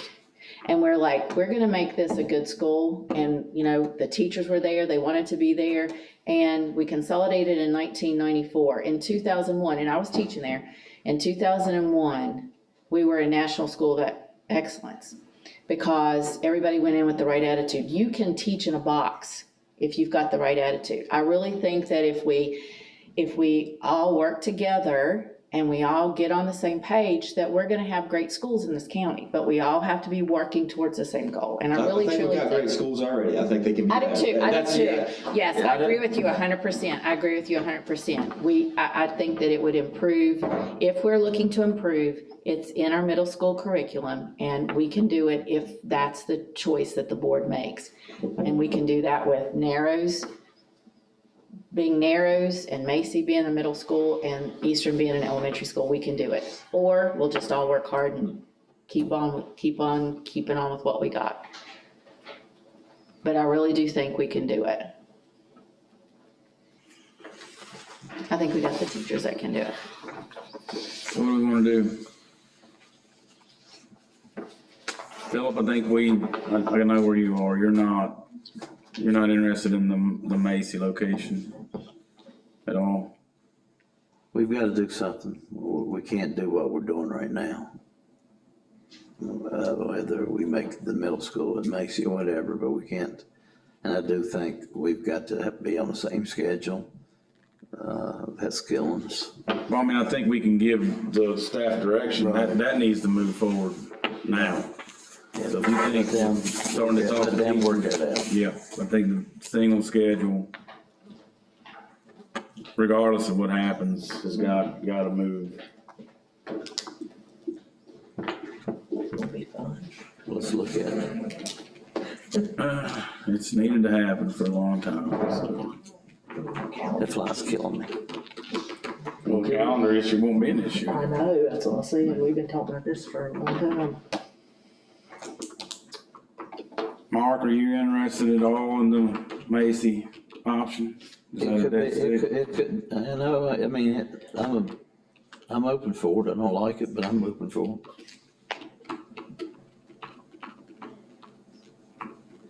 You know, I just hope, yeah.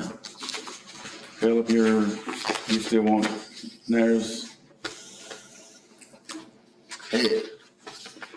Like I said, I don't want people to come back to me years later and say, well, you didn't try to help Nares Elementary, because I'm at large.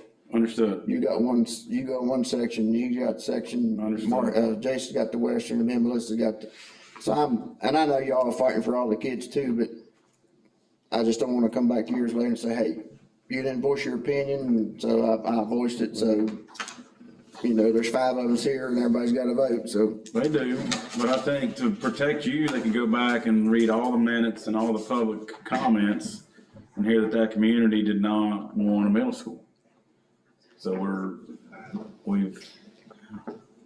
I'm not sure where we are, so we need to, I mean, except for the fact, we've got work to do on the schedule with the two high schools. Whether it's 7-period block, combination, whatever it is, that I understand. What I think comes out of this conversation is if there is even any consideration from this board, and I think there is, for the Macy Middle School option, then we need to know what the footprint at Eastern would look like at the same time they put together the footprint for Macy. I was gonna ask you. Well, and again, I guess it would be twofold. I don't want to add to it. I just want to make sure, I think, in my mind, to get to where we need to be, you would be looking at adding, there's a break point for capacity. Is that capacity, if we need to plan for extra capacity For travel, that's the only thing I want.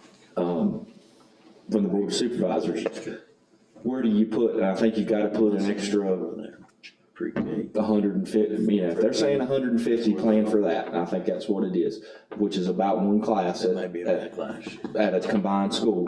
Where does it make sense to add those 6 classrooms? I got faint, I gotta sit down. You know, and it may be at the middle school site, because at that point, you've got more elective space, but if there's a space crunch, we, you know, figure that out.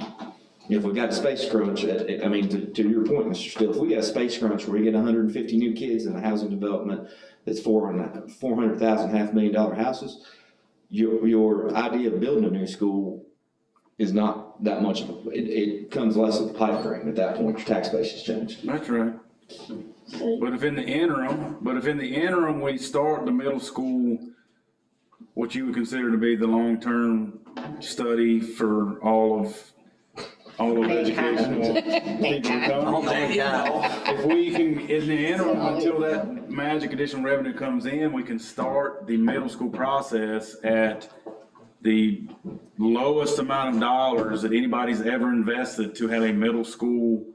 And right now, I'm going to the board of supervisors saying, if we could have a middle school option for the central and eastern end for what would normally cost $80 million, we're gonna do it for $4 to $6 million bucks. I mean, I don't know how you turn that down. And if we're leaving, if that we can keep disputing whether that is gonna negatively impact our western end. I think everybody down there feels comfortable with where they are in their skin. If I had an overwhelming group of people coming in here saying, you know, half of my people are nuts for not wanting to close and give us a middle school, I have heard zero. Not one single person from the western end say, Mr. Steele, don't forget us. We would like to have a middle school. Not one. And while I do preach accountability in my home, I think to some extent we have to do what we hear from our constituents, and I haven't heard them screaming. I have heard plenty of central and eastern end people say, we want a middle school. Mark's heard it, I've heard it, I think Phil's heard it. I just want everybody to know optically, we're not leaving people behind. We're doing what the will of our voters are giving us. So yes, we need, and if Eastern needs an auxiliary gym for this to work, then we need to know that too. So does Macy need the auxiliary gym and that's it at the middle school option, and then the gym at Eastern will be fine with pre-K through 4 or 5, then that's okay. Just as long as we don't need the auxiliary gym at the pre-K through 4, we need it at the middle school location, right? Okay. Yeah. So when they plot those extra buildings, they need the extra classrooms and where they would put an auxiliary gym. I think we asked for that for both options, just to have it in our hip pocket to know where an auxiliary gym would go at both. In case you change your mind about where you want to put it. I mean, You need to see it. you need to see, Okay. I mean, I like you guys giving us suggestions. That's good. Novel. Yeah. We always talk about you. That's my saying. I appreciate what you did today. Yeah, I wish you'd have done it a lot earlier.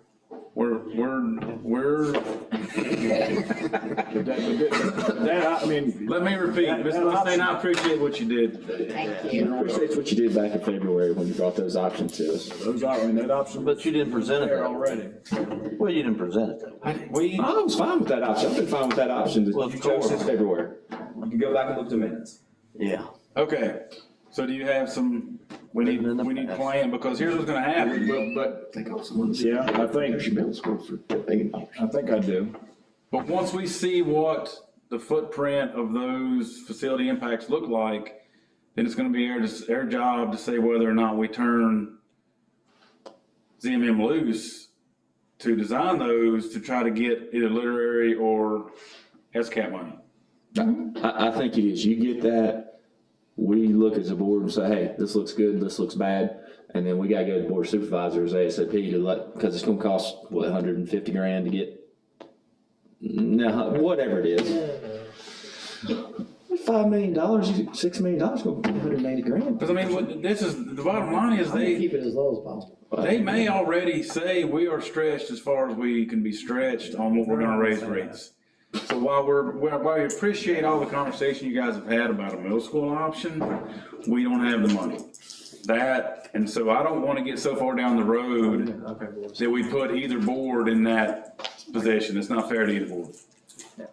If the tax increase ask is already more than they think they can do, then it won't matter whether we throw a $4 million or $9 million option on for middle school. They could say we can't do that right now. And it's fair for them to get their say before we get everybody excited. You're so slow. You miss it. I did. He finished where you get it. All right, what else do we got?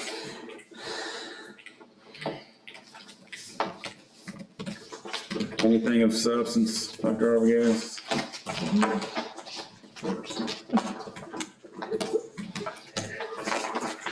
All the important stuff.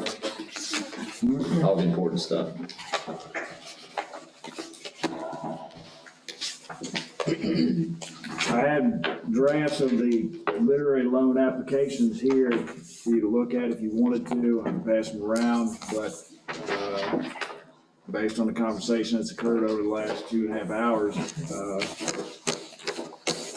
the dollar amounts in them are probably not right.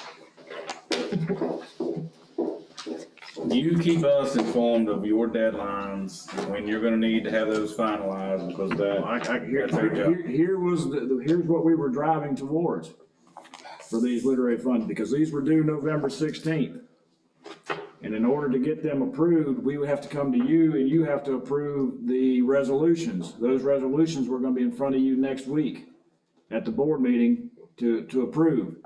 Then that would have gone to the board of supervisors at their November, whatever that first Wednesday is, first, for them to approve. That way we have the documents, everything ready, and we can submit it the week following. So it would have been ready to go in by the 8th of the 9th. Now, I don't know with what we've talked about the last 2.5 hours, that what schedule we're gonna be able to keep. I think you figure that out if we've got a call. If we've got those work sessions coming, they're not the work sessions, the budget hearings coming up. If we need to put a special announcement out, that's gonna be the literary loan resolution is gonna be on there, that we do that, we vote on that. Get it to the board of supervisors, working on their deadline so they don't have to have a special meeting. Yep. Okay. Because the dollar amount that I included in for Giles High School, granted you saw was 17.9, I upped it to 18.2 because that rolled the auditorium lighting in. Narrows High School was 12.6, as you see listed there, 12.68, and Eastern was 8.2. And I think you add that up. We don't have to, the good thing about the literary loans, we don't have to borrow that amount. We just gotta apply for it. You apply for it, and then it gets released, and you take what you need. I think we go high. How much do we have to have significantly designed for literary Substantially complete. by And that's When we subjective. submit, by 16th? we submit this. It has to be substantial by the 16th. Yeah, I mean, the sooner I think if we gave them 3 weeks, I can't make it right. that whatever options we gave them, they can get to substantial. That's subjective. It is, substantial subjective, I mean, but I still think the sooner they can get us those footprints, and we can make a decision. I will work on getting those earlier than Friday, but I can't promise anything. I've arranged for Dr. Arbogast and I to have a phone call with Randy today between 12 and 2. So I'm gonna emphasize the importance to getting that information to us as soon as possible.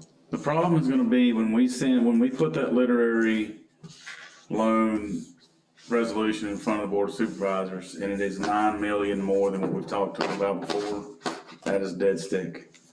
Well, I They're mean, gonna look at that, so we have to have some time You to have to have talk to some them. conversations with them so they understand why, what. Even if it's 4 million more, we have to tell them, because when Jason and I sat in Macy cafeteria with them, that the number that's in the back of their mind is 48 million bucks. I think they're expecting that based on what we talked about, that number's gonna go up. yeah, I mean, we were gonna add 10 classrooms anyway. Yeah. And they understood that. You added 10 classrooms, that cost just went up. Yeah, Okay. I mean, I think they were understood that they're potentially 4.5 million. To do that, there's 4.5 million plus some doors. I mean, I think, well, the beauty of it is, and we don't have a definite answer, is SCAP. I mean, we have the potential, there's only 80-some million left in SCAP as it stands. But we do have potential of getting 30% back on some of these things. But I think visually, that is the one thing that they struggle a little bit with, is us having something to show them. So when we sit down with them again, when we have the sketch that shows what those additional, Where the building. where they would sit, and this is that money, then that's a much better conversation than just trying to explain. and if we've got that 2% in the pocket, because that's, the numbers we're talking about, that is 3-4 teaching positions a year in interest costs you're saving. So all we need to do is get them on board. If they're okay with us asking for 8 million more, knowing that we may not spend all that, We just have to have information to put on the table for everybody to make a decision. yes, And I will work to get that for you as soon as possible. okay. Because again, this board can make a decision on we want to. We've got to figure out what the board of supervisors is willing to do financial wise before we start making our final decisions in here. And it's good we don't have more time, because we'd be talking about 12 months from now. I think you're gonna have an answer by We have end to, of November. and that's on us too, to keep things moving. So you guys have enough time to direct ZMM with whatever comes out of it.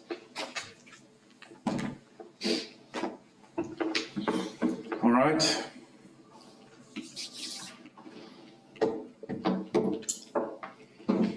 Trying to see which one of those is gonna be easiest conversation to get through. Just get them Excuse me, on. not the easiest, the quickest. The easiest one I know there is the legislative session to make you aware of. Region 7 has a legislative session that they have scheduled for next Wednesday, October 18th at 6 o'clock at the Southwest Higher Ed Center.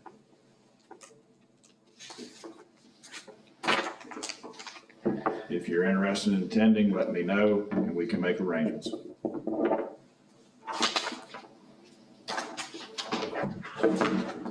Next Wednesday, you said? Yes, sir, October 18th. Melissa, you may pick you up. No. I think we went to that last year, and it was very beneficial. I attended last year, and I would highly recommend going. I didn't have any choice because I led the meeting, I was region chair, so. But I attended, and I believe it was a very beneficial. It's a good opportunity to sit down with the legislators from the area, I would highly recommend it. so. Let me know if you wanna go. I'll look at my schedule, Dr. Arbogast. Let me know if you wanna go and we'll make arrangements to go. What time is it? 6 o'clock. Yeah. And again, that's the night before our board meeting as well. So we got a board meeting the next night. All-in spending plan, I put that on there to make sure you were aware, as I've told you, prior in this meeting and previous, at other previous meetings, with the General Assembly action a couple weeks ago, they included what they're calling one-time money. And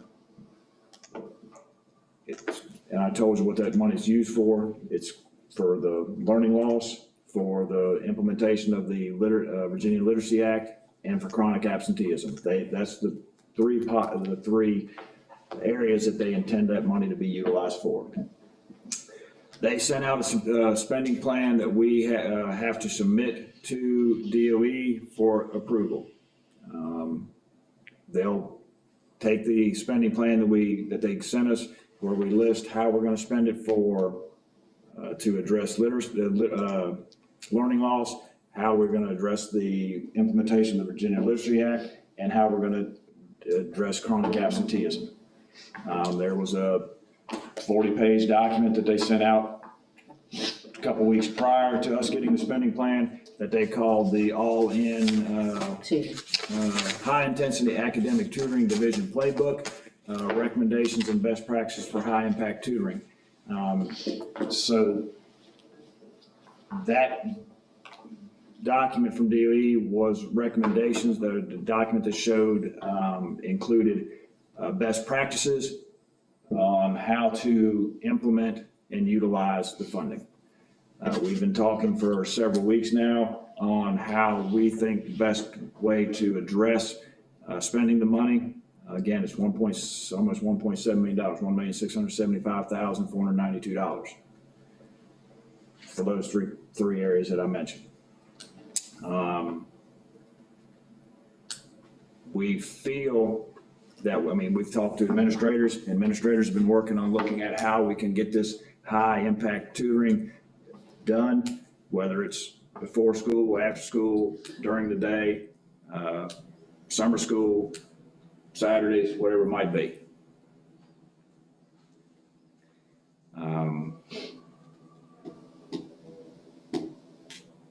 We feel pretty strongly that at the elementary level, they're gonna, with the schedules already, 6 weeks in, 7 weeks in already, schedules at school's already set, difficult to change them right here partway through 9 weeks, that they're gonna offer it after school, 3:30 to 4:30, Monday through Thursday.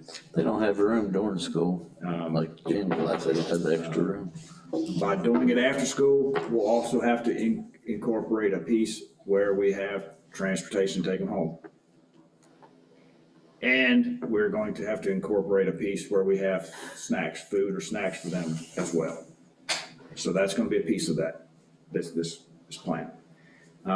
Secondary is a little bit, this is intended for grades 3 through 8 is the target area. So for 8th grade at the high school level, it's a little bit easier. They can do some of it during the day. Teachers can do some of it during they could give a piece of their planning time, that sort of thing, or they can do it after school as well. Where we're going to end up hourly is $40 an hour for this funding. That's for teacher doing it. We will do TA will be $30 an hour, and we're gonna have a lead teacher, and with that person being there, making phone calls home saying, hey, Johnny, we're offering this program, Johnny needs to be there in attendance, here's why he should be, or she should be there in attendance, and try to get students there. Also doing,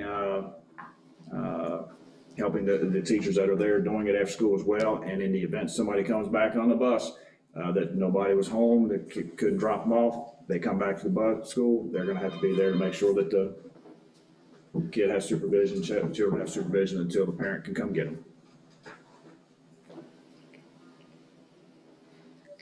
And then this will also be incorporated into revamping our summer school somehow,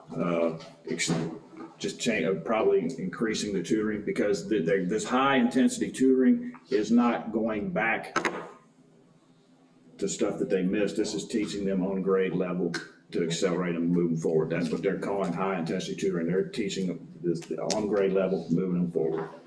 DOE is also awarded or put out a notice of award to, I won't remember the two companies' names.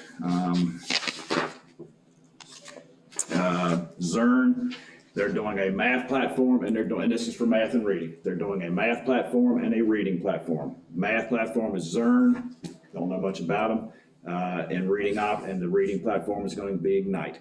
Those platforms are supposed to have the ability to sit the children in front of. They'll be able to have somebody there working with them. It'll do some progress monitoring, how they're doing, and the idea is to have no more than 10 kids per session. 5 could be on this platform, virtual platform, 5 with the teacher, and then they swap partway through. That's some of the best practices that they shared. Really, when DOE was going through this, the best practices they talked about was no more than 5 to 1, but they realized that they would have a hard time selling it 5 to 1, so it's set at 10 to 1 is where I mean, the high intensity tutoring though, Dr. Arbogast, you say they can't go back.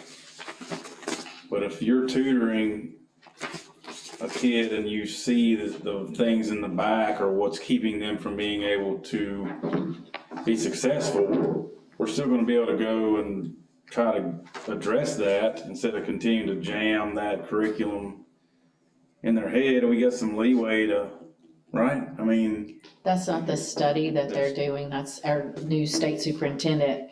It's, you keep them, you don't stay back, you present the material that they're supposed to be learning now and move forward with it, you don't go back. That's that philosophy, it's the Tennessee model that they did a huge research study on, and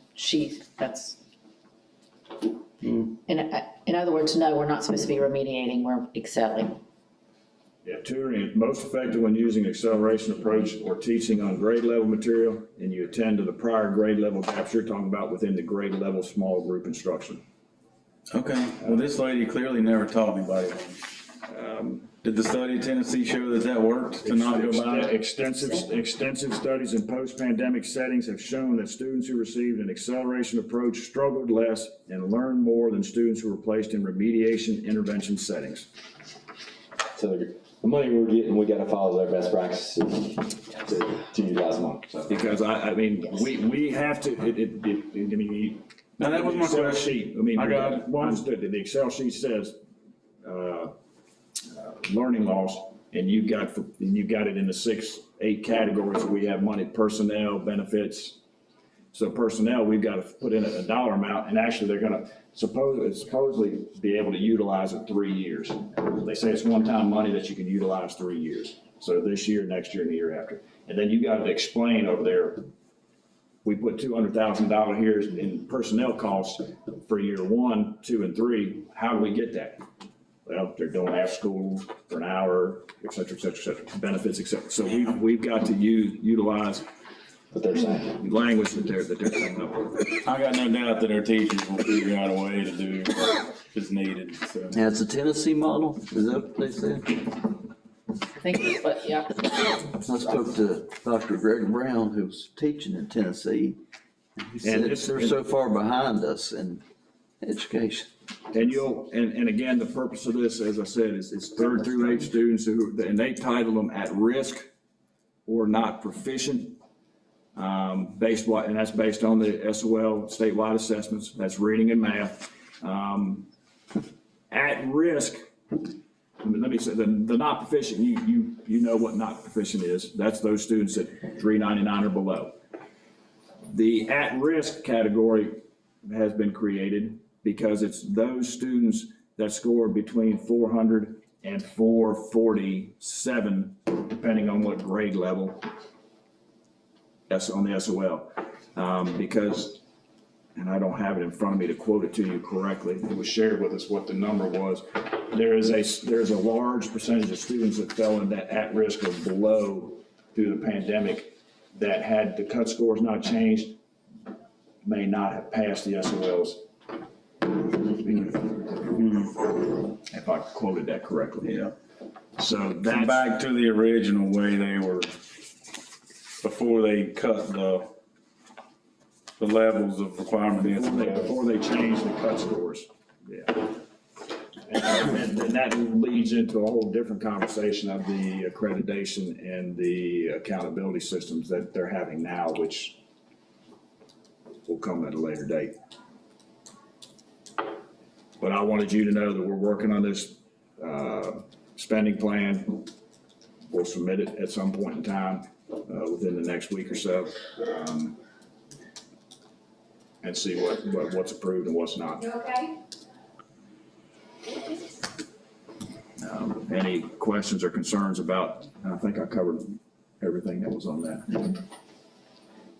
Any questions or concerns on, and then we're gonna look at different things that we can incorporate in there, some materials, for the Virginia Literacy Act. We've done a really good job, I think, thanks to our staff getting ahead of it, Ms. Mustaine and everybody, because we've got really great reading, which is a supplemental material for the Virginia Literacy Act that's not been approved yet, but we anticipate it will be approved on the DOE list. HMH, I think it's HMH is the textbooks we purchased. That's on there on the approved list. So we're already ahead that way. So I don't anticipate that we'll have as much textbook wise to purchase for the implementation of the VLA. It might be some other things that we're looking at to try to help continue to improve the Virginia, the literacy within our schools.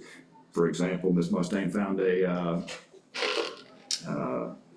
lack of a better term, a vending machine where you can put books that students can read in it. The students can earn a coin, earn whatever you're putting into it. They earn that, they can go up to it, get a book, they have a book to be able to read. And it will be appropriate material, grade level, that sort of stuff as well. So those are the types of things. Chronic absenteeism, we'll have to look at how we're gonna try to improve attendance. Do we look at, I know the schools purchase stuff for incentives right now. Do we include the incentives in this grant or this funding to help the schools to try to improve the attendance of each of the facilities? Those are the types of things we're looking at. Anything else? We won't have to spend money on professional development because we already trained our teachers and learners. Correct. Good job. Because they went through the, what's the title of it? We went through letters to the Letters, thank you, state. that's letters to the state, that's what I was trying to. Yeah. Letters, went through letters training, with the state already, so we have quite a few teachers that did that already. 42. Yeah.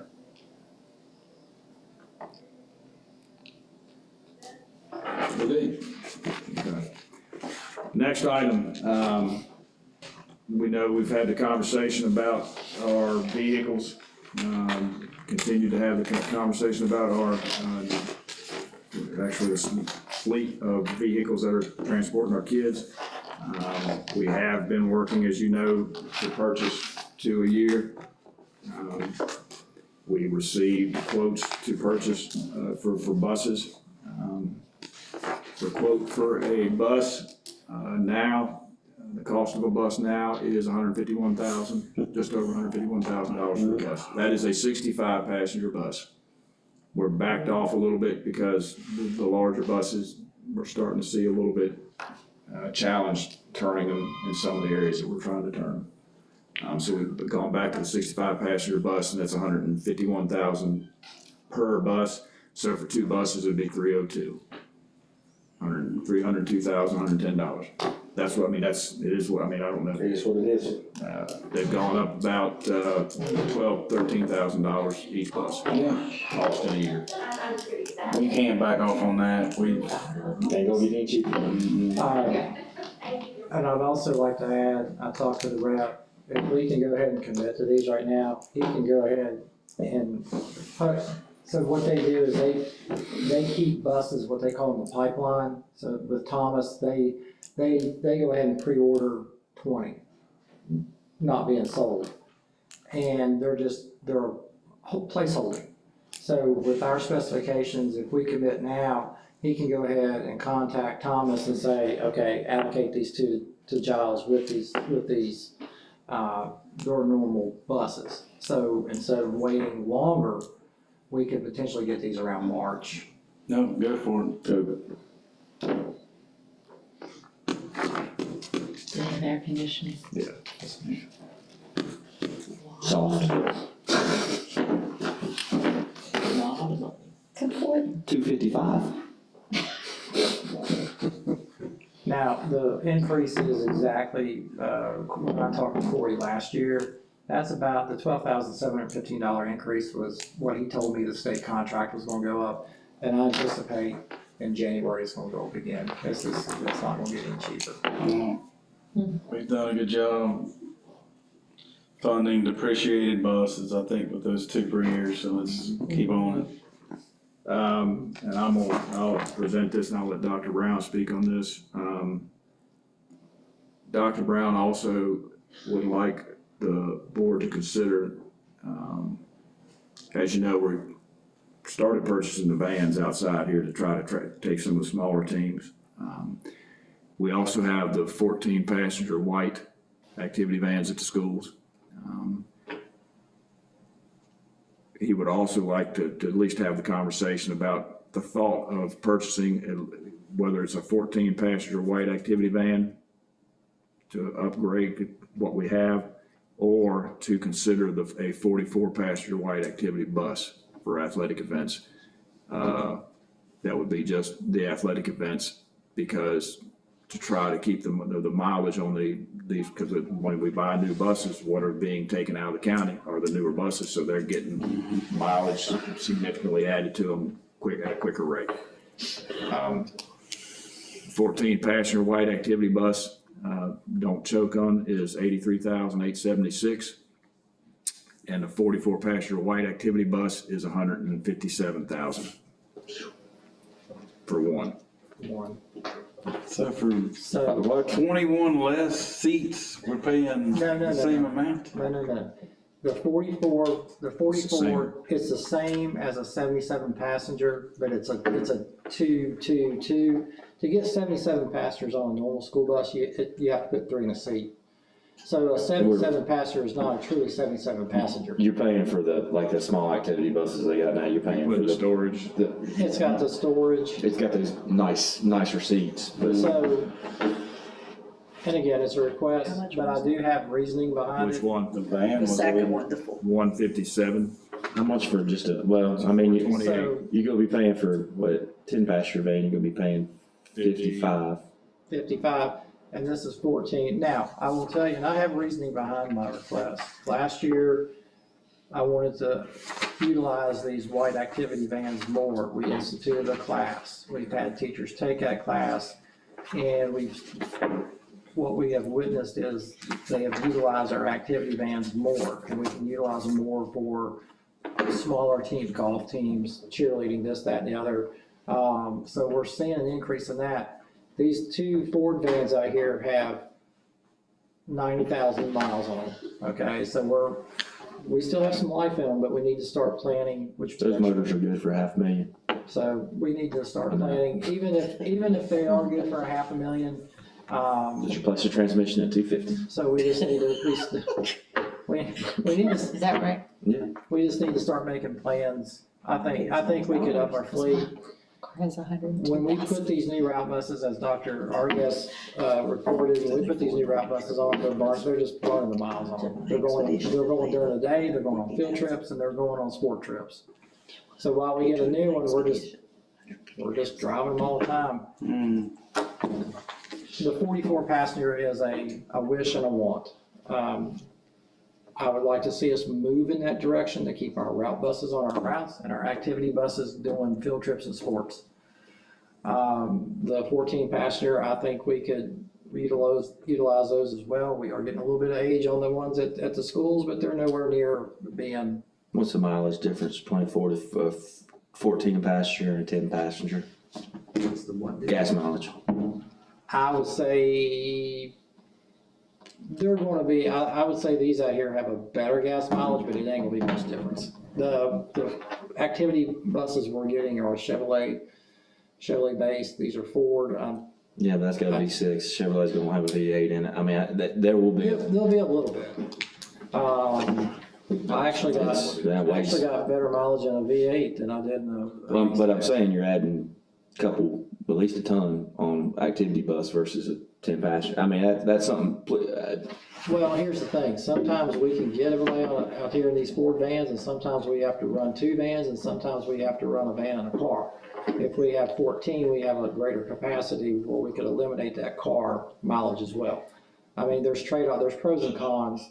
These are not things that are dire needed. Our route buses are priority one. You've committed to that. I appreciate that. These are things that we could potentially discuss more in our budget meeting coming up, but that's my vision for that. So, Just put it on your list so we can make sure we get it back in the. I wanted to plant the seed, Okay, and, but thank you for the route buses. got it. Oh, and by the way, just to throw this in here, we will be moving away from Ford vehicles, since the dealership down here closed. So we will be moving toward, I've made a recommendation to the superintendent to Toyota or Chevrolet. And I would, why were you getting out of Ford? because there's no dealer, as I was told, there's no reason to stay with Ford vehicles because the dealer support is Other not. than they're pretty daggone bulletproof. I mean, We will put out an RFP that says whatever the vehicle is or equivalent, and they'll need to submit that, just, I mean, that's what we've done previously. And that's when we've gotten them from Ford, we've gotten. Do we work on these vehicles? Like Some, maintenance wise? Some. but warranty goes to the dealer. There's some issues that we work through the dealer. I mean, there's a deal, I mean, but there's just as many Ford dealers out, I mean, you've got Duncan, you've got Ramey, you've got, Sheeler's got Ford, I mean, the same places you're buying Toys and Chevrolets from, you're getting Fords. And Well, here, I'm Mr. not, Buckland, here's the other thing. Ford does not make a car anymore. I'm not saying cars, I'm saying if you're looking at these vans, We're talking, he's talking about Cars. driver's ed cars. oh, that's, Yeah, I mean, I'm talking Yeah. cars. Vehicles, Okay. those Yeah. type, we're not talking. no, that's fine, I was just We're making sure. talking, No, we're no, talking no. driver's ed, so when we put the RFP out, it'll So be. passionate about Well, I was a Chevrolet guy, but I tell you, I grew up a Chevrolet guy too, and I've got. I mean, I've got a- 2005. I've got a 2009 Chevrolet, I've put a motor in, gonna have to twice, with 140,000 in it. That's. Okay. But if the RFP will go out, it'll be vehicle or equivalent, Right. and they'll have to provide.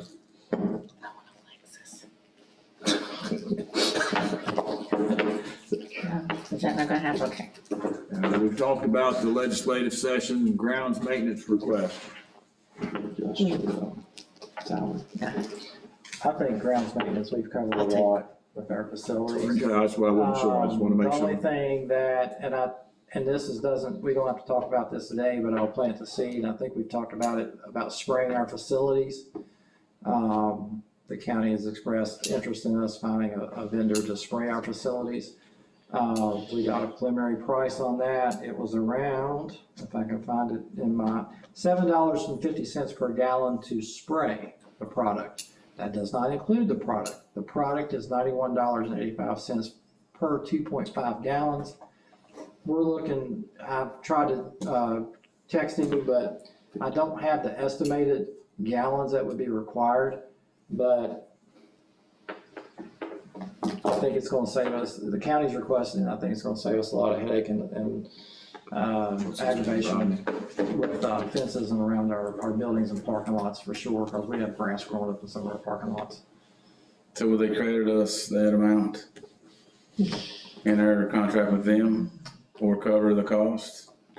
Since Contract with- they're, We'll talk to them about it. Yeah, well, I mean, we're reaching out and trying to find well, I prices. mean, they said they couldn't do it, so I think Yeah. Jason and I'll talk to them about how that, cause I still like they're providing services, and if we have to go out, then we just need to partner on what that, Let's get the 30 million first and on that. yeah, Yeah, we'll do the. that's true. Yes, that's very true. Say, sure, we'll credit you back, but then we'll just put it back on your bill when you ask for the facility money. Okay, that it? I think we had some questions that we need to ask in closed if we're done with this. I think that's everything that I had, we had. I move to adjourn. Move to closed session. Yeah, we got adjourn here, then I move to closed session. No, we can't adjourn. You gotta move to a closed session. I move to a closed session. Withdraw your motion to adjourn first. I withdraw my motion to adjourn. Okay, withdrawn. I have a motion to move into closed session to talk about personnel matters. A second. I second that. Second.